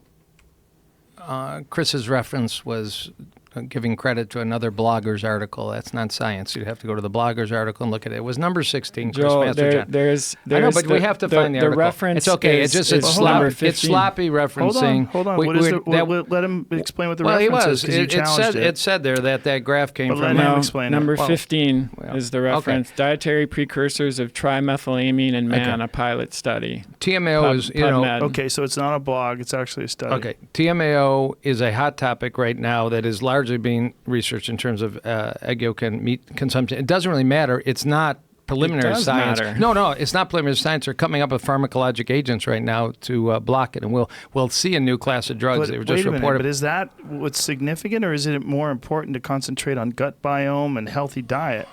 Well, why are we instantly giving the ball to pharmaceuticals? Well, you asked the question, is there any new human physiology that's relevant? We started with PCSK9. I'm introducing TMAO as new human physiology that's relevant that could lead to improvements in clinical outcomes as suggested by Right, but observational we're studies. talking about what he just showed in the graph. You Okay. dismissed the graph, then he gave you a study for the graph, and you just sort of glossed over it. Right. I'm the one that contributed. Fish is a flesh source of TMAO. We can talk about whether fish in 2018 is uniformly a healthy But food that's not what product. he's saying. And he's also talking about gut biome and gut Right. bacteria. Well, and the consumption of red meat being significantly less than the consumption of fish, which is universally said to be a good thing for your heart. So a bunch of layers there real quick.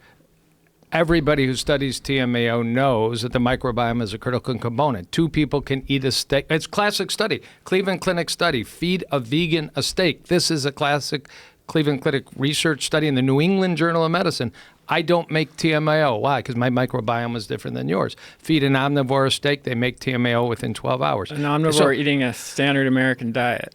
Sure, but nonetheless, it pointed to the fact that it was the microbiome. You give a mouse meat and give it an antibiotic that wipes out the microbiome, it won't make TMAO. The TMAO dependency, the microbiome dependency of TMAO is well-known science. So that is not denigrate the topic. I mean, it's a side topic. Is fish always healthy in a world of DDT, PCB, mercury? I don't know about Chris's practice, but every patient I see gets blood mercury levels, and those that eat routinely heavy are very often very high. Okay, but that's another subject. Well, that's another subject, because you were talking about... No, you don't want to. You want to look at old data on fish, and now I'm bringing up 2018 clinical experience. No, that's not what he's doing. We're not bringing up old data on fish. Well, I was being beat up for old data. And I'm bringing relevant clinical material you in 2018. You were talking about the absolute mechanism that's caused by the consumption of meat. He brought up fish consumption, which vastly elevates this. And yet fish consumption is not correlated with heart disease. In fact, it's correlated with people having healthier hearts. So if you're suggesting to me is the recommendation today in this discussion, eat fish but limit egg yolk and meat, I'd agree with that. That's not what it says, because the fish consumption vastly elevates what you were saying was a significant issue. He's saying it's not a significant issue, that it's a mechanism, and it's an interesting mechanism, but it's part of a much larger and probably very poorly understood situation. I don't think that's completely true. What we do know... Is that true? Well, yeah, I would say that's true, and I would say it's another proxy marker for a crappy diet. What we know is that eating red meat in the context of a standard American diet may slightly raise your TMAO, but not nearly as much as eating fish will. So you brought up this TMAO, and he's basically just squashed that argument. Yeah, but I think he's scientifically wrong because, again, the wealth of the body, and I mean, is that... About TMAO? About TMAO, because but what about the fish? Because a few specific fish. Number one, the way that egg yolk and red meat, Cleveland Clinic, New England Journal of Medicine is it's a step of ingesting the precursor, going through your microbiome, going through an enzyme called lyase in your small intestine, going to your liver as TMA and metabolize the TMAO. That process is correlated with atherosclerosis. That process is correlated with increased activity of LDL within your cell wall. Correlated by epidemiology studies? By biochemistry. We know how it works in the Petri dish. That was the brilliance of this rapid development from 2011 to 2013 to now. So it's what hasn't been meat studied, and fish. What or meat hasn't and eggs. been studied is if fish flesh already has preformed TMAO. We don't know if it activates LDL activation. We don't know if it stuns HDL. Nobody's looked at the correlation of fish flesh preformed TMAO and a 4,000 patient study in the cath lab table. We don't know. They're wonderful questions to ask, but until they're done, there is reason to be concerned that there's a new pathway that might be involved in atherosclerosis. Okay, well, now we're talking about a totally different thing. Yeah, exactly. If consuming food that raises your TMAO increase the risk of heart disease, and you'd see people who are eating the most fish having the most heart attacks, and that's the opposite of what you see. Well, I think that's reductionist, because what does fish have? But isn't it reductionist to bring up TMAO in the first place? Because you brought it up as a even more significant reductionist factor. than what I just said, because I zoomed out a little bit to look at the actual relationship with mortality. Well, that was a blood level. That's not atherosclerosis. That's not outcome. That's not kidney function. That's not stroke risk and heart risk, which have been But you're studied. talking about TMAO. I am talking about TMAO. That's what that graph showed was TMAO. So back it up. You eat red meat, you make TMAO if your microbiome is of a certain constitution. You eat egg yolk, you make TMAO if that's a certain constitution. Is it good to have high levels of TMAO in the blood, whether they're from fish, egg yolk, or red meat? The science suggests it's not good. What can you do to lower your TMAO? Let me pause you. How does the science suggest it's no good if there's large levels of TMAO that come from fish, and when you eat that fish, it's directly correlated with less heart disease? Well, it would take an evaluation. What's the calorie content in the United States that's from cod, halibut, red meat, and egg yolk? I would think the calorie content of egg yolk and red meat is higher than cod and halibut. I don't have that data, and that's a global perspective. But if you are up to date on the science and say, I'd like to lead a low TMAO life, which, again, I'm going to say with all boldness, I've drawn more blood levels on than anybody in the United States, I believe, according to the Cleveland Heart Labs, you will want to do all steps to lower it. And maybe you want to leave fish in because the complementary benefit that fish has shown, maybe from omega-3. This is purely speculative, though, right? Well, we but- don't understand. But you're talking about TMAO as a mechanism. Right. It's purely speculative to say that the TMAO from fish is healthy, but the TMAO from beef and eggs is not. No, I don't think it's speculative. I don't think we know the answer because it's 7-year-old science. But you're stating it, though. No, I'm not stating But it. you were I'm stating that TMAO is a massive concern. that is scientifically true. But how is it scientifically true if there's so much TMAO in fish and there's no concern? There's 2 species of fish that have the highest levels. You saw the other levels. Well, what are the very other low. ones? Fish in general is those higher are very in TMAO. popular and we're fish. not, This isn't rare fish. and we're It's not, cod. We're not talking about higher. We're talking about like beef and eggs barely even register Right. on that graph. Sensationally so we're high. orders of magnitude higher. Like what percentage? Well, it looked like I 10, don't- 20 times. It was high. I don't. Yeah, probably 20-fold higher. 20-fold, 20 times higher. I might have even mentioned that in my original article. Joel, the problem is you brought up TMAO in the first place, like Okay. it was this. Well, but let me just tell you. Magic Okay, bullet. let's everybody look at Molecular Nutrition Food Research 2016. Does fish protein, when it elevates TMAO, accelerate atherosclerosis? According to a research study, when fish raise TMAO, they accelerate atherosclerosis. Anybody can check the reference. Lead author, I cannot say the name, Yazdakashki. How is this conclusion reached? A petri dish data is a petri dish. I'm looking for a minute.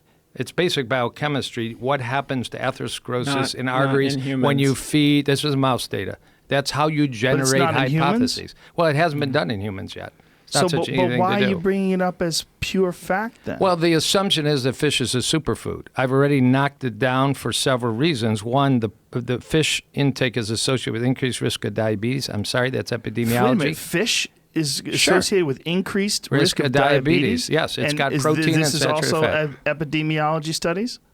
So the question is there a randomized study? Basic biochemistry, you'd understand it from Or- the saturated fat content of fish. It would be largely epidemiologic studies. Things like But when you're saying epidemiology studies, you're asking people, what do you eat on a regular basis? And if they say fish and French fries and hot dogs, Right. you say, oh, the fish is associated with an increase.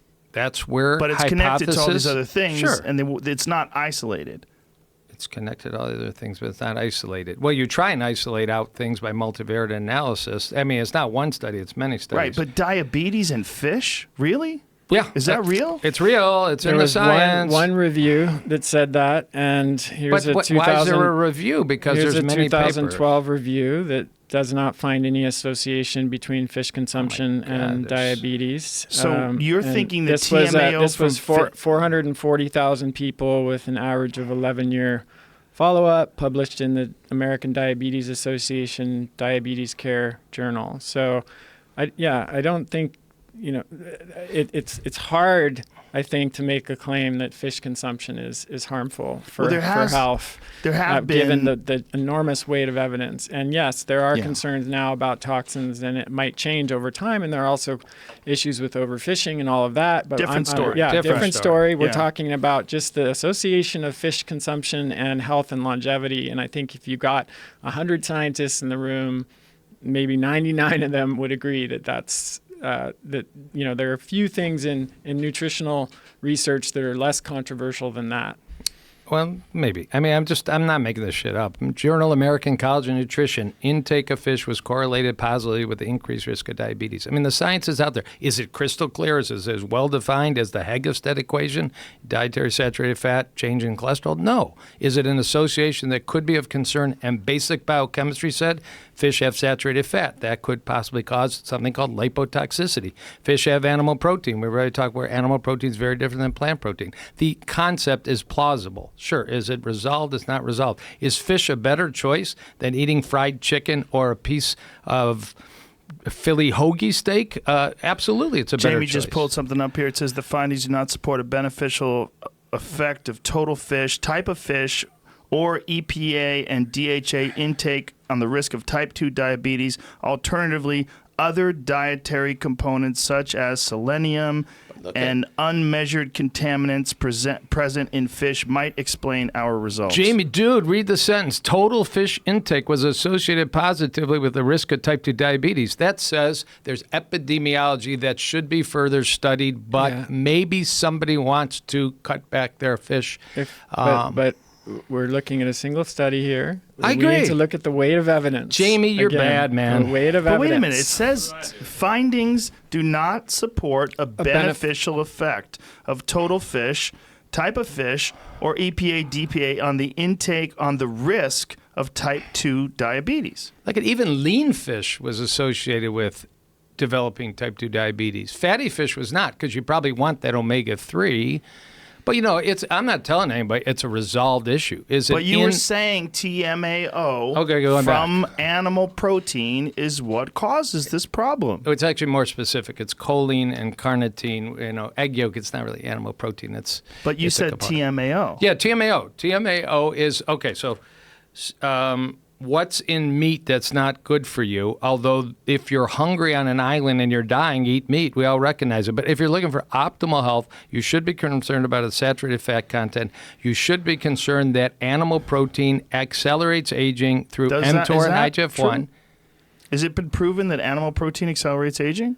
Well, if he says no, we should just stop because that's Why? because it's world class science. I mean, But just because you say it doesn't We mean need- it's true. Okay, We okay. need to I am go open over to this. the possibility that high intakes of methionine, which is one of the amino acids in animal protein, in the absence of sufficient intakes of glycine, which is another amino acid that's in animal proteins, and then intake of nutrients like B12 and B6 and B9, which is folate, some of the animal studies suggest that has an effect on longevity. But this is why I've always been an advocate of eating nose to tail. So not just eating lean meats that are very high in methionine, making sure you're getting enough of the glycine-rich foods, the bone broth, etc. And then you're also eating plenty of, a mixed diet that contains B12 and folate and B6 and the other nutrients that balance out the effects of excess methionine. as well as fiber for a healthy gut biome. Absolutely. And when you pulled So- up that conclusion, no fiber Jamie, in meat. No what is the fiber in meat. Yeah, well, you eat other things with it. I've never Hopefully argued it for doesn't an all mean meat. that I've never the meat- argued for an all except meat Sean- diet. is bad. Except Sean Baker. Well, there's a whole nother ball Yeah. of wax with that whole carnivore diet. Yeah. Conclusions. An accumulated evidence generated from this meta-analysis does not support the overall inverse association of fish or fish oil intake with incidence of diabetes. So that's saying that They couldn't confirm it. increased fish intake doesn't lower the risk of diabetes. It's not saying that it increases the risk. So it says it's not. There's no relationship there that Right. they can Exactly. analyze. Yeah. So it's not. No one's saying that it causes diabetes. So Hey, whatever Jamie. it does, say, where does it say that it causes diabetes, and what is this study? Nobody said it causes. This is classic association because Okay. you don't know if it's the protein, the fat, the mercury, the PCBs, the DDT, Or the the people that other ate fish shit factors in around. your diet, yeah, they're eating hot fish and dogs, chips, soda. watching TV. Absolutely. Right. This is clearly not to the level of saying processed red meat cause cancer. This is saying fish consumption in some studies is associated with type 2 diabetes. But these are heavily flawed studies. Would you agree? I wouldn't throw them all under the bus. That's how science works. I mean, it slowly plods forward. Chris is smiling. Yeah. I mean, we were starting. Joel brought up TMAO, and then that's how we got onto fish Yeah. and diabetes. I think there is no strong evidence that fish causes diabetes. Eating fish causes diabetes. There's a lot of evidence that suggests that eating seafood reduces significantly the incidence of cardiovascular disease. And again, if TMAO were a problem, then eating a lot of fish should not have that impact. And you believe that this is probably, well, I shouldn't say you believe. Do you believe this is from essential fatty acids that are found in fish, particularly fatty fish? Yeah, I think that's plausible given what we know about EPA and DHA, which are the long-chain essential fatty acids and their benefits. And it could be fish is also a really a great source of selenium, as that one study said. 16 of the 25 top sources of selenium come from ocean fish. Fish is a great source of bioavailable protein. There are lots of reasons why fish consumption could be beneficial. So, in your opinion, this sort of highlights that there's a lot of complex, different moving parts that we don't totally understand, and that this is why you don't want to rely completely on just the mechanisms and these things that are occurring in petri dishes or mice studies or things along those lines. Yeah, so going back to the Bradford Hill criteria that I mentioned before, which are ways of kind of determining whether associations that show up in observational studies might be causal. The plausibility, one of the criteria is mechanism. Is there a plausible mechanism that could explain the relationship between this variable and that variable? But there are other criteria: strength, consistency, specificity, temporality, biological gradient, like a dose response, coherence, experiment, analogy. So yes, mechanisms are great. It's important to study them. I'm all for that. And we absolutely need to correlate them with real outcomes in real human beings to see, both in observational studies that are well designed and in randomized controlled trials, to see if it makes sense. And TMAO, I think, is a great example of that. Is it fair to say that we really just are looking at a puzzle and we don't have all the pieces? I think Absolutely. You can I say that disagree. in many cases, and in this case for sure. Yeah, I disagree. There's a tremendous group, and you can pull this up if you want, Jamie, called True Health Initiative. It's more than 400, I'd call, world experts on nutrition, very divergent food philosophies, paleo, Mediterranean, plant-based. Specifically, what are you disagreeing with? Well, so that there's no consensus to advise the public on a healthy diet for humans. I Stop. disagree that we don't know That's enough. not what we said. That's what we said was that it's a complex puzzle and we don't have all the pieces. Well, I agree with that, but we have enough to make Then why are you recommendations. disagreeing Because if we have you enough. agree? We have enough to make recommendations to the public, and the True Health Initiative has crystallized that. Okay, but that's not what we were discussing right there about recommendations to the public. We were talking about mechanisms and whether or not it's understood all the different moving pieces in terms of how your body absorbs nutrients in food. It's an endless flow of new knowledge. Right. That's what I said. But why did you disagree with that? I didn't disagree with that. That's I exactly agree what completely. you disagree with. You said, agree I completely. disagree when he said that that's an accurate assessment, that we don't have all the pieces to the puzzle. We definitely don't have all the pieces. We have enough to make recommendations, and then we'll reevaluate it all. Do you want another new meat problem? It's coolest, latest science. Sure. Okay. Jamie, will you go to, please, meat allergy on Google, University of Virginia atherosclerosis. It's Meat a little tough. allergy. Meat allergy. You wait Is this, this like baby. the And go to the second Star reference. tick? Oh, you got it, baby. You're so good, Joe. Alpha-galactose? Oh, my Joe, I am so overwhelmed by your science, and I mean that sincerely. You see the one that says NIH? It's a number 2 hit on Google. But this So- is something that's caused by an adverse reaction to a So tick. you've got a listener here who's in Virginia, maybe. You see the second one? So wait, Actually, you can how is throw this that. Oh, this is relevant cool. to You the question actually of got the whole whether point. the average person should eat meat, though? Well, but If you get bit by this no, tick, but you're this fucked. this Yeah, started gotta eat with fish. Here, go ahead. So this is diabetes. I don't know. I go to the second one. I'll have the picture just real quick. Okay. You live in Virginia. You end up on Move. Ah, you're right. You out end now. up on my cath lab table because you're in the emergency room for whatever reason. Okay. I draw a blood sample on you. 24% of those people have a antibody to alpha-gal, which is a carbohydrate found in meat. And that shocks people. There are carbohydrates And in meat. only red meat specifically. And only red meat specifically. 24% of Virginians show the antibody. So that was interesting. And some are now developing anaphylaxis, carrying EpiPens because they have a meat allergy. That isn't 2.4%, it's 24% have the antibody. But what was discovered at University of Virginia is if you then look at their heart arteries by ultrasound, the more plaque they have, the higher is their titer the antibody. Brand new science. It's an association. Nobody knows. There is, of course, the possibility of inflammation from immune activation. That's wild data. Now, I don't wish that on people. I wished we live in a world where people didn't have nut allergies, didn't have lactose intolerance, and didn't have meat allergies. But the reality is there may be a pathway previously unknown that is hot. And this all goes back to your question. Is there any new physiology about this Okay, whole but topic? can I stop you right there? This is a pathogen-activated allergy that's And from it's a... pretty severe. People don't walk around with this without knowing that they have it. They Yeah. have severe allergic reactions. It's basically with like it, Lyme or- disease. That, I mean, Yeah, it's a it's- horrible that can tick-borne be disease. anaphylactic. You know, Yeah. we're not talking about like a mild GI discomfort. We're Right. talking about I don't think this is a mechanism that has existed for a long time that could No. explain anything We don't about know. red meat. This It's is something that's only been discovered over the last couple of decades. Yeah, of those 24% that have the antibody, very few had the full clinical syndrome, but it's still correlated with heart disease. The point is, keep an open mind. I don't see the data accumulating that Can I meat's stop getting you right healthier. there? Can I ask you this? Do you What? think that it's because they have a mild case of this tick-borne disease, or this tick-borne disease is like, because it is fairly recent Yeah. in terms of our discovery of it, is it advancing and evolving and getting more potent? I doubt, the basic biochemistry of meat and the carbohydrates in meat have changed. Has the Lone Star tick become more frequent? I don't Well, know. has it Yes, become more ticks- potent? ticks Yes. have Or has it become become more potent? Absolutely. As Lyme disease has, Is right? there a cross reaction between glyphosate and being bit by a tick and our intestinal permeability? There's all kinds of crazy ideas that need to be pursued because some Which of them will is be right. Monsanto's Rounduff. We hate it. Yeah, We I mean, hate it. yeah. That's right. Dangerous Cor- shit. We have It's to Bayer. always It's Bayer remember, now. It's all Bayer. Correlation is not causation.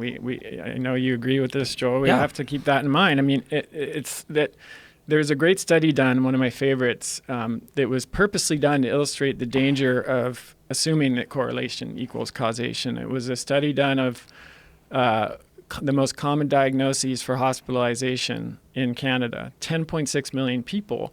And they found that 24 diagnoses were significantly associated with the participants' astrological signs. So Taurus, baby. people who were born under the sign of Leo had a 15% higher risk of being hospitalized for gastrointestinal hemorrhage, and Sagittarians had a 38% higher risk of being hospitalized for an arm fracture. Now, remember, the proposed increase in risk for processed meat and cancer is 18%. So these risks are on the That's processed at meat. the same Yeah. processed meat at And that same level. So the Sagittarian has a higher risk of being, if we believe in this correlation data, you can't assume correlations or causation. I mean, that's basic, and and it doesn't. Again, there are extent you can use Bradford Hill and other things to strengthen the association, but you need to test it with an experiment, or the association needs to be strong. It needs to be over 100% at least to really rise out of the noise and say, okay, we're really seeing a signal. Let me give you another example. There was a recent study just published that showed that pregnant women with the highest maternal consumption of gluten had a twofold risk of type 1 diabetes in their offspring. And their children. That was a double. That was over 100%. So that is actually worth paying attention to, because that's such a large increase in risk that it doesn't confirm it by any stretch, but it does mean It's a red flag. maybe we should look into this further. If that was a 5% increase risk, I mean, you might as well say that Sagittarians have a higher risk of arm fracture. Is it fair to say that when we're doing all these nutritional studies, that you're looking at a poverty of data? Yeah, Johnny Ioannidis had a quote. Let's see if I can quickly find it. Because we're comparing all these different studies, and I mean, obviously, Joel thinks one thing, you think another thing. So here's the Ioannidis quote. Moreover, given the complicated associations of eating behaviors and patterns, lost my place. Given the complicated associations of eating behaviors and patterns with many time-varying social and behavioral factors that also affect health, no currently available cohort includes sufficient information to address confounding in nutritional association. So he's saying, layperson translation, there's so many factors that affect our health, from our sleep to our physical activity to our whether we smoke, whether we drink, our social relationships. There was a study that I think I talked about on one of my previous appearances that shows that not having enough good relationships will increase your risk of death more than smoking 15 cigarettes a day. No studies are controlling for that. Right. Gut microbiome, we now know, is really important for our overall health. Are any studies comparing for people, actually controlling for the state of people's gut microbiome? Absolutely not, which is a problem with the TMAO research. So again, it doesn't mean that observational studies are not useful. It means we have to take them with a huge grain of salt. And the fewer things that are actually controlled for, the bigger the grain of salt will be. Joel? Well, I kind of hear a sense that it's so overwhelming and there's so many spots in the data that we're unable to advise the public again. I don't agree with that. I think we have more than enough data. You can go to Michael Pollan, eat food, not too much, mostly plants. Everybody loves it because it's consistent with the overwhelming 50,000 level look. You can go to True Health Initiative that says 50,000 level look? Yeah, the whole level of biology, basic science, centenarian, randomized clinical trials, epidemiology. You got to talk to a patient Monday morning. I don't want to get mired in confusion. I'm going to tell that patient, eat real food, don't eat too much, and eat mostly plants, because that is a synthesis of 50 years of nutritional research. Are we going to evolve that to something more brilliant? You might add now fast 5 days a month, or don't eat 12 hours a day. We might be able to refine it with some of the new science on using fasting intelligently, but that's pretty strong. When I go to True Health Initiative and say it's all confusing, but 400 scientific international experts say eat locally sourced, close to the ground, plant predominant with water, 400 scientists say that's pretty reasonable. That I can tell my patient on Monday is something they can actually activate. And we'll figure out TMAO with a blocker, with fish, or with eggs, or with choline, or whether this tick allergy ends up spreading into Michigan or California, and there's a way to deal with it. But for now, these are critically simple lessons for the public. I'd actually agree with that, including the part about plants. I mean, I recommend my recommendation is your plate should be 2/3 or 3/4 plants, and then animal products. Animal food. So the question here is not that should we eat a healthy whole foods diet. We both agree on that 100%. Right. The question is whether animal foods should be a part of the diet based on their nutrient density, which unfortunately we haven't had a chance to get into yet, and their bioavailability, and the fact that humans and our hominid ancestors have been consuming them for over 2.5 million years. That's my argument, is that on that plate, for most people, they're going to benefit from having some animal foods. How much, what proportions of carbohydrate, fat, protein, and all of that depends on the person, and you're going to see big differences actually from person to person. But I think today has made it clear there's no convincing data that shows that completely removing animal products from that plate is going to lead to a longer lifespan or significant reductions in disease. Let me put it this way. What is the benefit of putting that 1/4 of your plate, putting animal protein? Like what is the nutrient density of it that makes it? There are lots of benefits. So animal protein is more nutrient dense in essential nutrients. Making it clear that I support eating both plants and animal foods. So animal foods are higher in B12, bioavailable zinc, iron, calcium, choline, taurine, creatine, and not just higher in terms of the actual amounts, but higher in the amount that you absorb. And that's a very key point. Whereas plant foods tend to be higher in carotenoids, polyphenols, flavonoids, thialyl sulfides, which are in cruciferous vegetables, and fiber. And those are important as well. And so to get the best of, the widest spectrum of nutrient density, we want to eat the animals for those nutrients, animal foods, and then the plant foods for those other nutrients. And what would be negative about removing the animal products from that 1/4 of your plate? What could you not fill in with plant protein? Because clearly some people get by with just plant protein. B12 is the biggest issue for sure. It's not really found in plant foods except for some exotic species of wild mushrooms and nori. And plants and mushrooms aren't really plants. Right. But yeah, in non-animal foods, I guess you could say. But if it's not just a question of what's theoretically possible, it's a question of looking at the studies that show us what are the average, how common are nutrient deficiencies on omnivorous versus vegetarian and vegan diets. And if you go to kresser.co/Rogan, there's a whole section on that links to a very in-depth article that shows that, for example, vegetarians and vegans, the average omnivore, the rate of B12 depletion is 11%, and then for vegetarians it's 77%, and for vegans it's 92%. 92% of depletion, which is the first stage. There's 4 stages of B12 deficiency, and that's the first stage.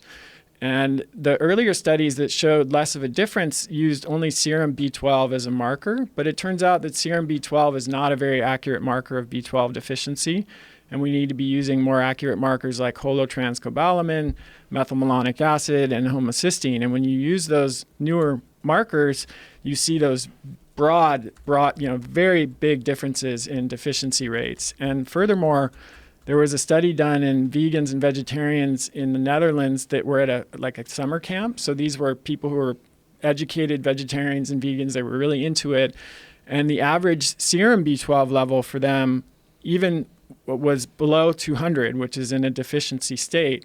And even the people who were supplementing had significant levels of B12 deficiency. And that's probably because studies have shown that the amount that you need to supplement with is about 100 times higher than the RDA. So the RDA is 2.5 micrograms. And you really need 250 micrograms to get your levels up. And if you're deficient, you need 200 times more than the RDA, 500 micrograms. And all the studies are there on my site. So it is the problem that B12 is non-existent in plant-based foods, or that it's not as bioavailable? It doesn't exist. The true cobalamin, absorbable B12, doesn't exist in plant foods. You can't. You can get other cobamides, other forms of in plant, even algae. Even algae. Yeah, most vegans who are educated about this know this, and they take a B12 supplement. So, but the B12 supplement is probably based on what? Like, what's it coming from? Well, it's not that doesn't necessarily make the difference. It's, are they taking enough to meet their needs? So I hope that anyone who is listening to this makes sure that they're getting enough B12, Right, but what is it coming from? If it's not bacteria. coming from Bacteria plants, make B12. Bacteria? So if cows are eating dirty ground, they get bacteria. Cows store it in their stomach. Plants, if you don't wash, will give you B12, but it's the bacteria hanging on the carrot root. And we make B12 too, but it's in the colon, and we can't absorb it in the small intestine. Right. So, but yeah, just making sure that if someone is following this diet, they're getting enough B12 and that they're using the right markers to assess their status. Serum B12 only goes out of range in the final stages of B12 deficiency, and by then it can be too late. Some of the effects of B12 deficiency are irreversible.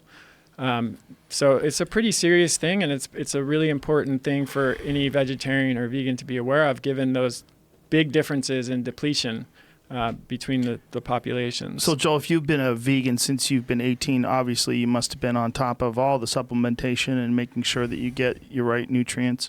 Well, number one, it's responsible for a healthcare practitioner to advise somebody eating plant-based to take vitamin B12, absolutely. There are people that do it because it's fortified in many foods, and nori if you eat sushi, and nutritional yeast. I don't advise my patients to rely on food because there's a neurologic and hematologic potential for trouble if you don't B12. It actually takes years to deplete your B12. It's an interesting statistic. I want to come back to humans. 90% of all B12 right now is being given to feedlot cows because they don't eat dirt anymore. They're inside a building that has no dirt. They don't get B12, but the public wants B12 rich meat, so they give B12 to cows to make B12. They're little vegans, these cows. They don't have a source anymore. No animal makes B12. You're only talking about factory farm Factory cows. farming. If you're out there eating dirt in the field, you're going to have a cow rich in B12. Go on. Can I stop you right here? Yeah. When you say that, so is it impossible to live a healthy plant-based lifestyle without supplementation? No, many people do. But if you're saying you don't recommend it. I don't recommend it, but they should get blood work. Know your vitamin D, know your omega-3, and know your B12. I'm all for optimal health, and I'm practicing high-level medicine, but I have friends that adamantly show me their blood work. I don't take pills and look at my blood work. I mean, they may sneak by. It's not my medical recommendation. The official recommendations is everybody over age 50 in the United States take B12 for brain and mental health, whatever your diet. And that's a wise advice, whether you take a multivitamin every couple of days like Dr. Longo recommends. This is a real problem. Nobody's denying it. Chris has laid it out well. It's such a simple solution. I'm going to demonstrate my B12. And what's the source of your B12? It's synthesized methylcobalamin. I just got 1,000 micrograms of vitamin B12 with 400 milligrams of DHA with 2,000 international units of vitamin D3. And that's all vegan. I just did that once a day and I'm done, And it's all vegan. It has nothing to do with living organisms. Yeah, it's made. How's it synthesized? B12 is synthesized in labs. Methylcobalamin, some people believe, is the preferred choice, which I think Chris would agree with. So contrary to popular belief, it can be gotten by completely humane and ethical ways if you're a vegan. Oh, it's algae. It's algae for DHA. It's synthesized for B12, and vitamin D3 is synthesized too. It used to be made from cows' secretion called sheep secretion called lanolin, but it's synthesized now. But it does beg the question of whether we should be following a diet that can't meet our essential nutrient needs and that leads to deficiencies of many other nutrients much more commonly than an omnivorous diet. And, my position has always been we should get as many nutrients as food as we can, because that's the way that humans are adapted to getting nutrients. There's issues with supplementation sometimes, both like getting too much of a nutrient can be a problem in several cases. That's not the case in B12, which is great because it means people could take really high doses and it won't be a problem. But as I mentioned, a lot of vegetarians and vegans who are supplementing are still at risk and still deficient because serum B12 is the main marker that is used in this country, and not even most physicians don't test for serum B12. I know this, you probably know this, Joel, from people come in, they've never had a B12 test. Yeah. But then when they do get the serum B12 test, it's going to miss a large percentage of people who are already in stage 2 and 3 deficiency. Methylmalonic acid. So methylmalonic acid and homocysteine are much more important markers. And I agree. If you look at average homocysteine levels in vegans and vegetarians are significantly higher than in omnivores because of this issue, because of the high prevalence of B12 deficiency. And what's ironic about that is a lot of people turn to a plant-based, I don't even want to say plant-based because I would consider nutrivore or paleo diet to be plant-based too, but turn to a no animal product diet to improve their cardiovascular health. And yet you're seeing much higher rates of homocysteine, like the average in vegans is 16, which is a rate that's clearly associated with increased risk of not only cardiovascular disease, but also dementia and Alzheimer's. Well, Chris, I couldn't agree more. I've written many articles, don't be a dumb vegan, and I don't mean to offend, but we are prone, I mean, there's no bullshit here. This is too important for people. We are prone to have a few holes in the wall that an intelligent person knows how to plug. It's vitamin D, it's DHA, it's B12. You might go on to say iodine, taurine, vanadium, chromium. I just got those. That's what I do every other day. I'm totally complete. My patients are totally complete. The industry has provided solutions to a relatively simple problem. I Swallow don't want those pills. You got a mouthful of marbles. Let me ask you a question. Is it fair to say that you believe that what the vegan diet is like you can essentially hack your way to a better, healthier life by just adding a few things like B12, a few other nutrients that you're not going to get from the diet, but with those together, you feel like you're far healthier? Well, because what I didn't get, I substituted. But what I don't want, I'm not taking in, which is animal saturated fat, animal protein. I'm not taking in. So that's the main disagreement here between the two of you, is whether or not saturated fat. Chris and I would both agree as educators, all the public and specifically plant eaters should be aware of nutritional deficiencies. A 2-year paleo follow-up study said that people were deficient in iodine on the paleo diet. But vegans have much higher rates of iodine deficiency. Yeah, they do. But, it's common in America. Vegans have much higher rates of iodine deficiency than paleo people? Unless you eat some nori, some kelp, unless you use iodized salt. If you so would it's just a poor put argument, though, that the paleo diet is the issue. It just it's seems like actually not. A lot of people have an iodine deficiency. Paleo diet goes back 10 to 12 years in the literature. 2009 is about the first good paleo science that showed up. And I honor the paleo diet. There is good reason to consider it as a food option, although U.S. News and World Report does not agree with that. But to But say what that are they basing it on? They're not scientists. well, they're panel of scientists. They're Well, panel of yeah, and scientists. for me, the They bigger, rate it- the they bigger rate it the question, lowest. The They- bigger question is just what's going to happen for the average person who's following these diets. And I agree 100% with Joel that we have to educate people on whatever diet they're on. And I've said this to people. That's why I've never advocated strict paleo. I mean, I think that can work for some people, but I've never been ideological about that because I actually think that full-fat fermented dairy is really beneficial when it's well tolerated. And one of the reasons for it is iodine. Dairy is actually one of the best sources of iodine in the diet. And it's not because the dairy products contain iodine, but they're stored in tanks that where iodophore is the cleanser that's used for the tanks, which is basically pure That's iodine. interesting. And, How bizarre. Yeah. That sounds gross. It's not. It's just it's like the iodine you use to clean. It's just it's a natural nutrient. Right. Where do you get it from food though? Outside of So that. the three top sources of iodine would be iodized salt is the main one. That's why it was added to salt in the first place. But a lot of people on a healthy diet remove iodized salt in favor of sea salt, which I think is a good choice overall. But one of the downsides of that is that they're no longer consuming the main source of iodine. Then dairy products, and then sea vegetables, as Joel mentioned, like kelp and hijiki and arame and nori, not as much, which is the only sea vegetable that most Americans consume in the form of sushi. Right.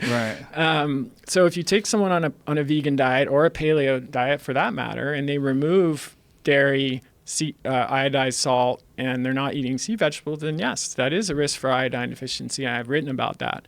But let's look at things like calcium. Let's look at iron. Let's look at zinc. Let's look at choline. Let's look at taurine. Let's look at creatine. Let's look at retinol, which is preformed vitamin A. Let's look at EPA and DHA. All of these are shown to be lower in vegetarians and vegans than they are in omnivores. And it just, yes, you can supplement, but it just, do the supplements have the same effect? Like look at calcium. Dietary calcium has inversely related to heart disease and kidney stones, meaning the more dietary calcium you eat, the lower risk of those conditions. But when you look at studies on calcium supplements, the opposite is true. Calcium supplements are associated with an increase in heart disease and an increase in kidney stones. So Associated by epidemiology studies? yes. Yes. So, Very. but the theory is that because with the supplemental calcium, it's not the same as dietary calcium. You get a large bolus of calcium that goes into your blood all at once, and then it can get into the soft tissues, which can make them stiffer, which is Joel will tell you is not good for your heart health. And so my point is that supplements don't always affect the body in the same way. That's why I just think it's better to get nutrients from food if you can, because that's the way we've been getting them for millions of years, Let's talk about something I think you guys can both agree on, because I am baffled by this carnivore diet. Yes. I'm baffled. Yes. I'm baffled by how many people are clinging to it as a panacea. I'm baffled by whether or not it's a physiological effect or whether there's a placebo effect going on. I have a theory. Please. Yeah. So my theory is that it mimics some of the benefits of fasting, but allows people to persist for longer because it's providing some nutrition. If you look in the scientific literature, fasting is like the cure-all for everything. I agree with you. I mean, like you can look at any condition and fasting is the cure. We're talking water fasting, so you can do it for 2, 3, 4 right. weeks. The problem is try that for a year. Right. That will be the cure for life in that case. The longest example is a year of water fasting. So actually. most people That's are that not. guy that lost, it was Yeah, 300 Yeah, plus he was pounds. extremely Yeah. obese. Right. You know, He was had a living, lot of energy living, stores to living use off up. of his Right. fat stores. Right. But the fascinating thing about that was that he actually, his skin shrank too, right. which is No, really... which doesn't usually happen with weight Yeah. loss. So this is just a theory. I have nothing to, Okay. I don't have any evidence. But when you eat, meat is absorbed very high up in the digestive tract, and so when you only eat meat, it's a low residue diet, and there's nothing left over to irritate or inflame the gut. My theory is a lot of people who are benefiting from this have a really disrupted gut microbiome. Alessio Fasano has argued that leaky gut is kind of a precondition for autoimmunity. And the carnivore diet is essentially like a gut rest or a fast. And so I don't, doubt that people are benefiting from it. The question is, what is the long-term implication. Well, there is no. I mean, there's a few people that have been doing it. There's some anecdotal evidence. People have been doing it for a few decades. Well, it's pretty cool. I'm actually going on my homeboy Sean Baker's podcast in a few weeks. You guys are homeboys? We started. Sean and I started as enemies. We love each other. Sean, I love you, brother. We're going to have an honest discussion as much as you can to say, why is Michaela Peterson feeling good? And you got to love that and honor that. If she had done water fasting, transitioning to an ultra clean diet, would she have done as well? Who knows? But to look at Sean Baker's labs and say pre-diabetic, low testosterone, high BUN, I'm concerned, although he just published his coronary artery calcium scan as 0, and I honor that. He's got little kids. I don't want the guy to drop dead, but it's way preliminary for the bandwagon that's growing. The problem with the testosterone thing, though, is he said that he had been deadlifting the day before, and the day before he took his test. Could that have significantly decreased his testosterone? Well, he said he repeated it a few times and it stayed low. But if your serum total, it raised quite a bit. It could have. It didn't I think it raised by 100%. No, it was like 237. I can't memorize his labs, but it's low though. There's plenty of data. If your serum total testosterone is less than 250, it's an adverse mortality predictor. And he wants to be alive. He doesn't need to do it. Michaela Peterson and Jordan might need to do it until they find a better path. Mm-hmm. But Sean's adopted it. So there's the biggest puzzle is quickly. One of the things that plant-based eaters and people that fill 3/4 of their plate with fruit and vegetables get way more than everybody else is lots of vitamin C. And vitamin C builds healthy walls and builds healthy immune systems. You love vitamin C. I love vitamin C. I love it from foods. I don't mind it as a supplement. I don't mind it intravenous. Vitamin C is Linus Pauling. There's so many benefits to the body. Where are these people when every chart says that meat has no vitamin C? Are they eating raw meat, which might have vitamin C? Are they eating organ meat, which might have some vitamin C? Let me stop you there, because I'll tell you what the explanation's been to me. The explanation to me has been that there is a decrease in absorption of vitamin C when you're consuming vitamin C with all these other things, cruciferous vegetables, carbohydrates, all these different things. That there's some sort of there's an adverse effect. Is that a fact? Well, if you take 1,000 milligrams of vitamin C, you'll absorb a lot of it. You take 10,000 milligrams, on percentage, you won't absorb as much, but you'll still get more than 1,000 milligrams. Right. But there's also this theory that since they're eating basically a no added glucose diet, that there's some kind of competition in us between glucose and C. So even if they get a touch of C, they're absorbing it hyper efficiently. Nobody knows. They haven't developed they're getting scurvy. Their glucose from glucogenesis. Internally, right, because they're adding, certainly it's a low-carb diet, no doubt about it. They're getting a little alpha-gal in there, maybe. That's about the only curb. I think, the point is we just don't know. We don't know. Right. And it seems so risky. As a practitioner myself and as someone who's dealt with chronic illness who wasn't able to find help anywhere else, I do not begrudge people for sticking with something that when they've tried everything and nothing has worked and they do this and they feel good, who can blame them? It's I've really... gone to dinner with Jordan Peterson. He's eating his big giant steaks and he looks great. Well, he's lighter than he's been since he was 25 years old. And I'm 100% empathetic with that, because I've been through something like that myself. But to then take that and say that we're certain that it's safe is a big leap. Yeah. And the other thing is, my field, atherosclerosis, takes years to develop. And I wish him well. He's contributing amazing things to the world.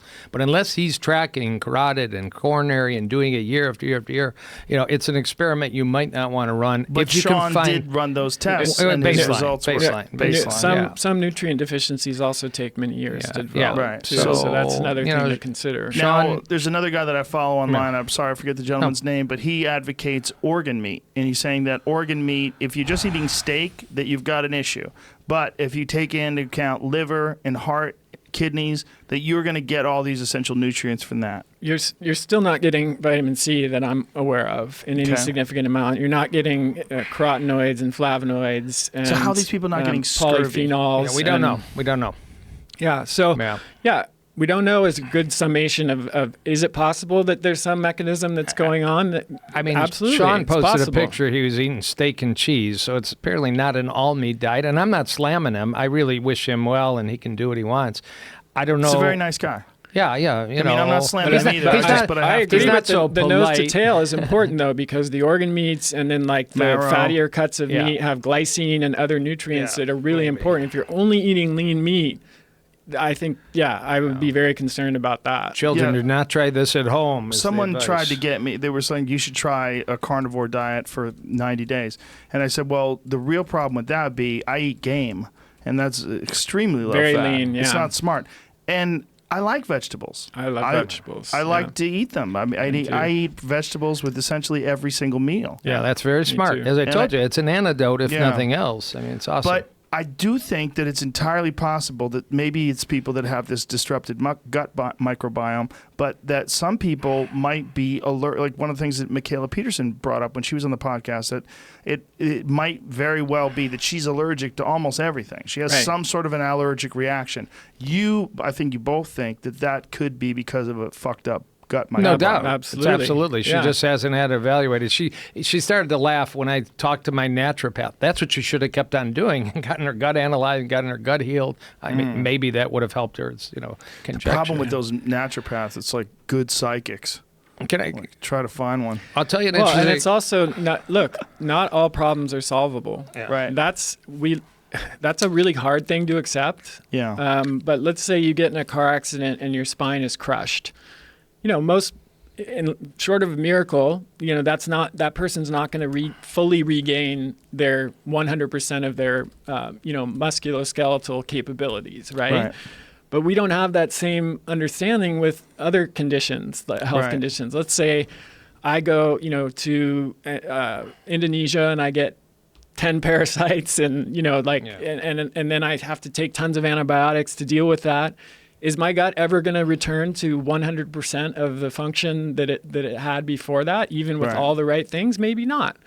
And so I'm not saying that the people should give up hope, but I'm saying that, we have to separate between this is helping me and it's making me feel great and nothing else worked, Right. and we know with 100% certainty that this is safe for the long term. Right. Those are two Yeah. very different questions. And again, I'm totally empathetic to that, and I would probably do the same thing Especially in their a person situation. like yourself that has gone through this process of being extremely Yeah, unhealthy. and I might adjusting even your say, hey, if maybe I'll die 5 years earlier, but I'll enjoy those years of my life. I won't be in pain and discomfort the entire Right. time. Then sign me up. Or I Right. might say to myself, well, wait, it can't be that good for me to be inflamed all the time, and Right.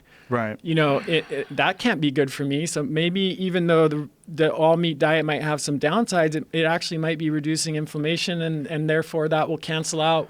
We just don't know. But what about an Again, all meat diet? The thing that gets me is there's no vitamin supplementation. I'm like, what about an all meat diet with Yeah. good supplementation of multivitamins? Be a pretty smart idea. What It about would. fiber? Where's omega-3 coming Yeah, from? there's no Is fat for me. fiber essential? Well, it's being questioned. I mean, is it as central to health in the medical literature? Dr. Dennis Burkitt from England went to Africa, described fiber, described it, reduced all kinds of chronic diseases. He wrote a book called The Fiber Man and all. It's being questioned now. It's so entrenched. Have we got it all wrong? And only plants have fiber. It's a good question. Where are they getting Yeah. their fiber? Their meat is sticking in their colon. It's called putrefaction for days and days. Is it? Yeah. Well, that is what happens I in think a it's- high meat diet. There's a but process. is it 100% Part of and what with we every don't single person? know. When you chew it well and drink water, does it always get stuck? Well, it's generally thought that it's fiber that is the process of moving abdominal contents, whether you eat an all-plant The diet thing or is a these mixed people No. diet. I mean, I think there's definitely controversy about fiber, Yeah, I but know. I think the weight of the evidence still does suggest that fermentable carbohydrates, fiber, Yeah, essentially, make some butyric are acid. beneficial because they're very important for the microbiome, and we have people like Justin Sonnenberg at Stanford who's done a lot of good Yeah. work here.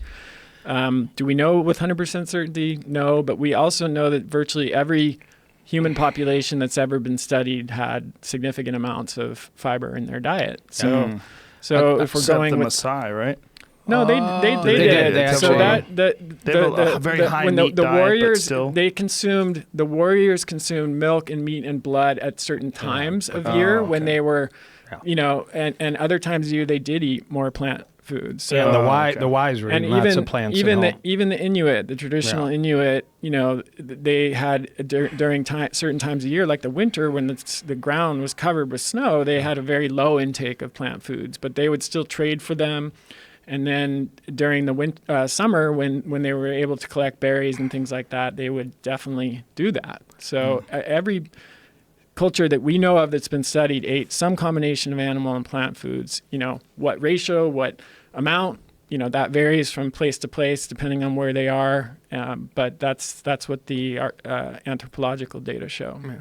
There's actually, when you talk about this, two super cool pieces of data. I'll go quick. There's a professor at University of Pittsburgh, Stephen O'Keefe, who took 20 African Americans in Pittsburgh eating an inner city, not healthy diet, and 20 rural Africans in South Africa eating from the bush and largely plants, and they switched them for 20 days, and they measured every single thing they can measure in the microbiome, in their stool, metabolites, TMAO, and all the rest. Your body is so amazing that 20 days on a better diet, well, what I would call the rural African diet, a better diet, there was incredible changes towards health, making butyric acid, having bacteroides prevotella, changes. And the rural Africans suffered American illness in terms of what you can measure within 2 weeks. Now there's data I just learned yesterday in Los Angeles that our microbiome changes in 5 days. You go to a low sugar, low protein plant diet. This is University of Southern California. I can tell you in 5 days, Michaela Peterson's microbiome would change. Would she feel better? I don't know. I'm just pointing out just the remarkable resiliency, and that's part of the issue.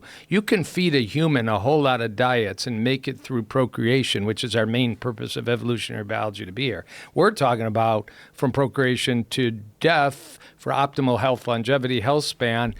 There's more than one path, but let's not beat on our plant-based people out there because we've shown you can reverse atherosclerosis. We've shown you can reverse prostate cancer, University of California South. UCSF, and we've shown you can lengthen your telomeres, which may have implications for longevity. So, isn't that done through a ketogenic diet as well? Doesn't that lengthen your telomeres?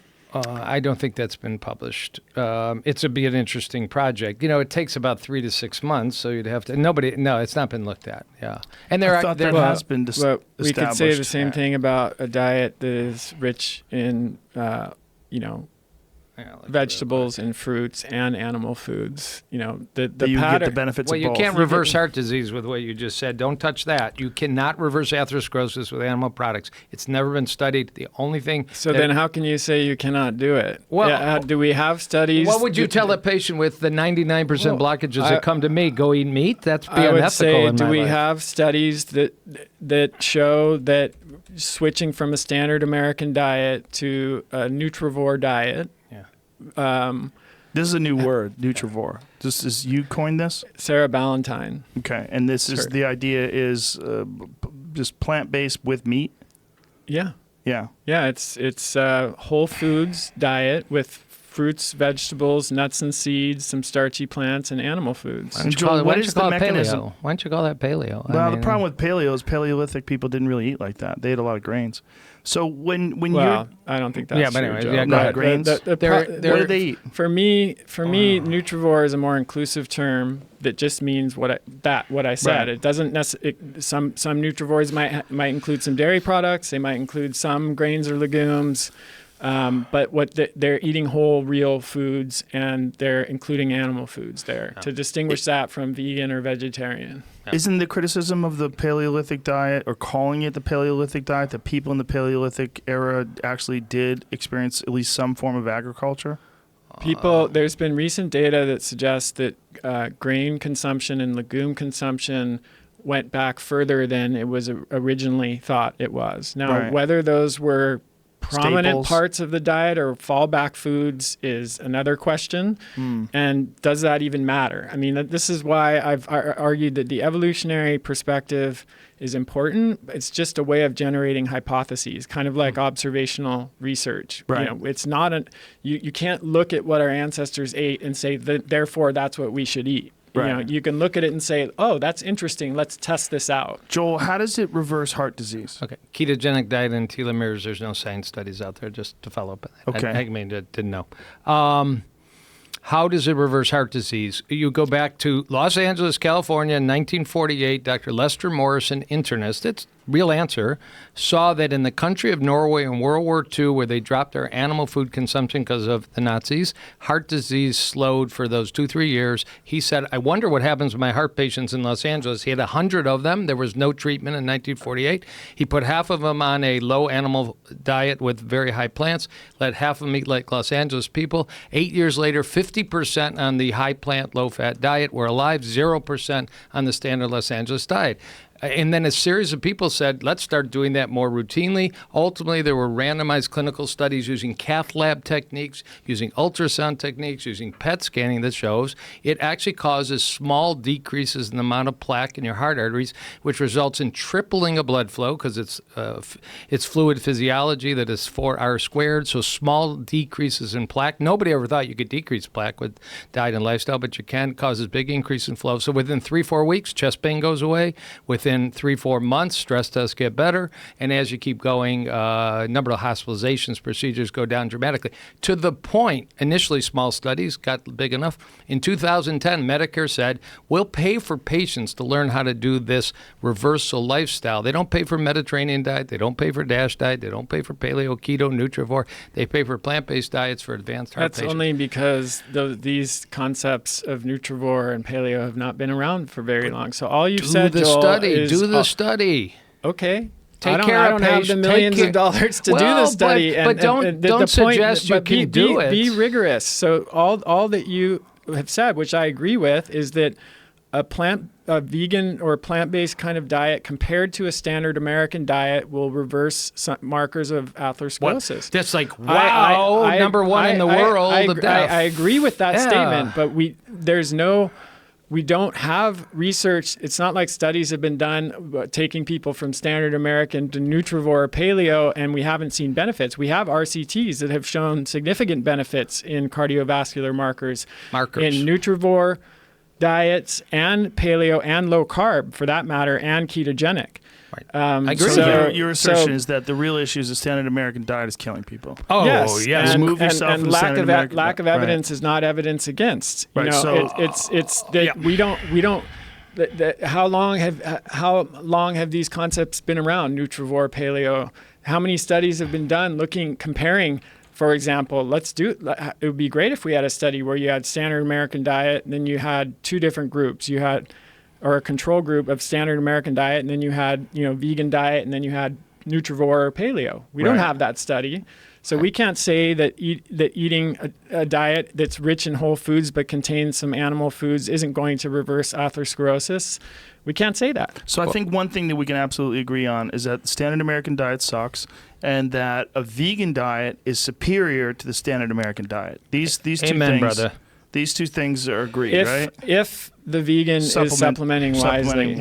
I just tell you, and this is very subtle, but vegan diet says what you can't do. You can't eat dairy, you can't eat eggs, you can't eat fish, you can't eat meat. Whole food, plant-based is really the proper medical term. What do you eat? Eat right, that's what John Joseph talks about it too. He calls it plant-based. I call it with a whole bib. food, plant-based, because you don't want to be just eating pasta all day. Oh, absolutely not. Right. Junk food vegetarian or junk food vegan diet. So the dispute is whether or not animal protein and organ meats will advance your health and make that it's a superior diet when you add that 1/4 of your plate. So and one of the ways to answer this is to look at nutrient density. So I have this study on my website. It's Maillot, I think. Maillot, my French is terrible. MAILLOT,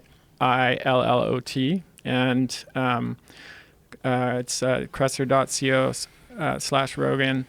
And he looked at nutrient density of foods, and he categorized them based on nutrient density. And he was only looking at essential nutrients, so all the vitamins and minerals that we absolutely need for health. He wasn't looking at polyphenols and flavonoids and things like that, which are beneficial, but we don't absolutely need. So the number one food in terms of nutrient density, do you want to guess? What? Meat. Liver. Organ meats. Meats. Score of 754. Next highest, shellfish. 643. And I've often said this to my patients, like, where's kale? If you could be a vegetarian and only eat organ meats and shellfish, you'd be doing really well because of just how nutrient dense they are. And that's not really a controversial statement. Let me continue here. Fatty fish, 622. Lean fish is 375. and then vegetables are $3.52. So that, vegetables are on there, but organ meat, shellfish, fatty fish, lean fish are all higher than vegetables, and grains and legumes don't even really make they're nowhere close in terms of nutrient density. I think we can all agree that when someone goes from the standard American diet to the vegan diet, there's a real reason why they're experiencing significant health benefits, particularly if they supplement. Yeah, that's right. That's great. It's they're just going a better, from a highly processed and Right. refined. Assuming they're eating a whole foods Right. vegan diet, not just subsisting on Right. baguettes and vegan Yes. cookies and stuff like that, Right. which unfortunately a people lot do. of people do. Just Yeah. like people eat the standard American diet, Right. and for that matter, just like people who go paleo and eat and are eating like paleo donuts and paleo right, ice cream, and whatever, shit. Yeah. like you can do it on any dietary approach. Right. Whole foods. And what I was going to say, I never have proposed, except for one small subset, that everybody needs to eat a completely plant-based diet. But if they do, they're probably going to have good health. There's a concept called the spectrum. Dr. Dean Ornish, some people beat up on, but he's done all these studies on reversal of atherosclerosis, and he's celebrated around the world. He has a book called The Spectrum. Go as far towards it as you can. I'll love you wherever you're at. You choose. We're not judging you. And that's, I think, the message for your listeners. I mean, what you're eating, vegetables or fruit, or maybe it's just vegetables every meal, that's the example people need to hear, and they don't need to abandon everything else. Just don't do it with a donut, don't do it with a bagel, don't do it with these calorie-empty And also foods. time-restricted eating. I think we all agree on that. Awesome. 12 Yeah. hours, 14 hours a day. I'm a big fan of 4 or 5 days a month lowering calories with low protein, low sugar. Now the science is coming out unbelievable. It's right here from Los Angeles. No, look, I mean, so I want to say this. We're talking about helping people, and I was a vegan at one point and a vegetarian, and I have friends that are vegans and vegetarians. Again, I'm not ideological about this at all. Yeah, as do I. And so I want to say, to someone who is a vegetarian or vegan, and just to show how nutrient-dense organ meats and shellfish are, if you wanted to be a vegan, but you're not, ideologically opposed to eating some small amount of animal product or animal food, you could eat 1 clam, 1 oyster, and 4 grams, which is a tiny amount of liver a day, and you would completely meet your needs for B12, zinc, copper, choline, and many other nutrients with no other consumption of animal foods beyond that. So this is what I said before, the spectrum is large. Some people might consume a higher percentage of animal foods. Some people could consume just that much, and they would still improve their health and well-being by doing that from then eating a strictly plant diet. And one thing that I do have to tell you, Joel, unfortunately, is that you keep saying that Nick and Nate Diaz are vegan, and they're not. I know they've fallen back. I don't keep saying it, but they've fallen back. Well, But you brought it up a bunch of times. Well, he was when he won the fight. He was. And I then don't think he backed off was. and added He was fish. eating fish. He was eating which fish is and cool. eggs. It's cool. I worry about his TMO level, but it's cool. No, I'm serious. But the explosion, the Tennessee Titans and Kyrie Irving and Serena Williams. I mean, Serena Williams is a vegan as well? Oh yeah, she reversed an autoimmune disease called Sjogren's. Yeah. So is it necessary to be plant-based to be a world-class athlete? Obviously not. Is it compatible to be a? Do you know who Patrick Boubamian is? He holds the world record for powerlifting. I mean, he's been plant-based his whole life. Big, stocky. Look the guy up. Patrick, P-A-T-R-I-K. I mean, he's this big, stocky German, but he lifts 1,200 pounds and he has the world record. He hasn't eaten a piece of meat. Nick Delgado. Point is, it's an option to be a super athlete without animal products. We're seeing it more and more. Recovery, rich roll on your class. But, it happens. Just stop beating on us because we're doing pretty well. But yeah, if Diaz has gone back to eating fish and vegetables, it's a whole lot better than the crap American diet that a lot of athletes, I think they eat fish and eggs. eat. They just cut out all the land animals. Yeah. He initially started doing it to make weight. Okay. Yeah. I got it. Got it. But a lot of people are talking about quicker recovery. There's some like Alex Caceres. He's a world-class fighter. He's completely vegan. Sean O'Malley was for a while, but he found himself to have much more energy when he started eating meat. But he might have been doing it wrong or not supplementing correctly. Microbiome and supplementation. Yeah, believe it. You know, but it's really cool. I forget her name right now, the chef that cooked for 15 Tennessee Titans, and, you know, they're just kicking ass. And Griff Whalen used to be with the Miami Dolphins. I forget where he is now. Oakland Raiders, you know, a great tight end and such. I mean, it's possible that we can say Scott Jurek set the world record for the Appalachian Trail faster than any other person eating beans. I mean, insane level of athletic fitness. The Appalachian Trail? Yeah, it's like That's the hiking 2,400 miles, fastest Right. human to ever accomplish it on beans. I mean, pretty cool. I mean, this was such a amazing thing to watch a documentary. Yeah. Should we wrap this up? Yeah, I think so. we you know, we obviously we've left a lot on the table. There's still a lot We did. that's disputed, but I think one thing that we came to a really solid conclusion on is the standard American diet sucks, and any deviation from it that's a whole food based diet, and especially with proper nutrients that are supplemented, if you're vegan or what have you, is going to be better than standard American diet. The dispute is whether or not the nutrient dense organ meats, shellfish, meat, fish, that Eggs. these things would that these would benefit you significantly, and I think that's. And Hallelujah. We got through it like very peacefully. Just eat real food. Well, Just eat real food. I actually refer people in San Francisco to Chris. I honor what he's doing. I mean, we may have this dispute about saturated fat and cholesterol, and it's not unimportant, but he's a prime practitioner. He's treating people at the right level. I believe I'm doing that in Detroit, and the people that come to see me.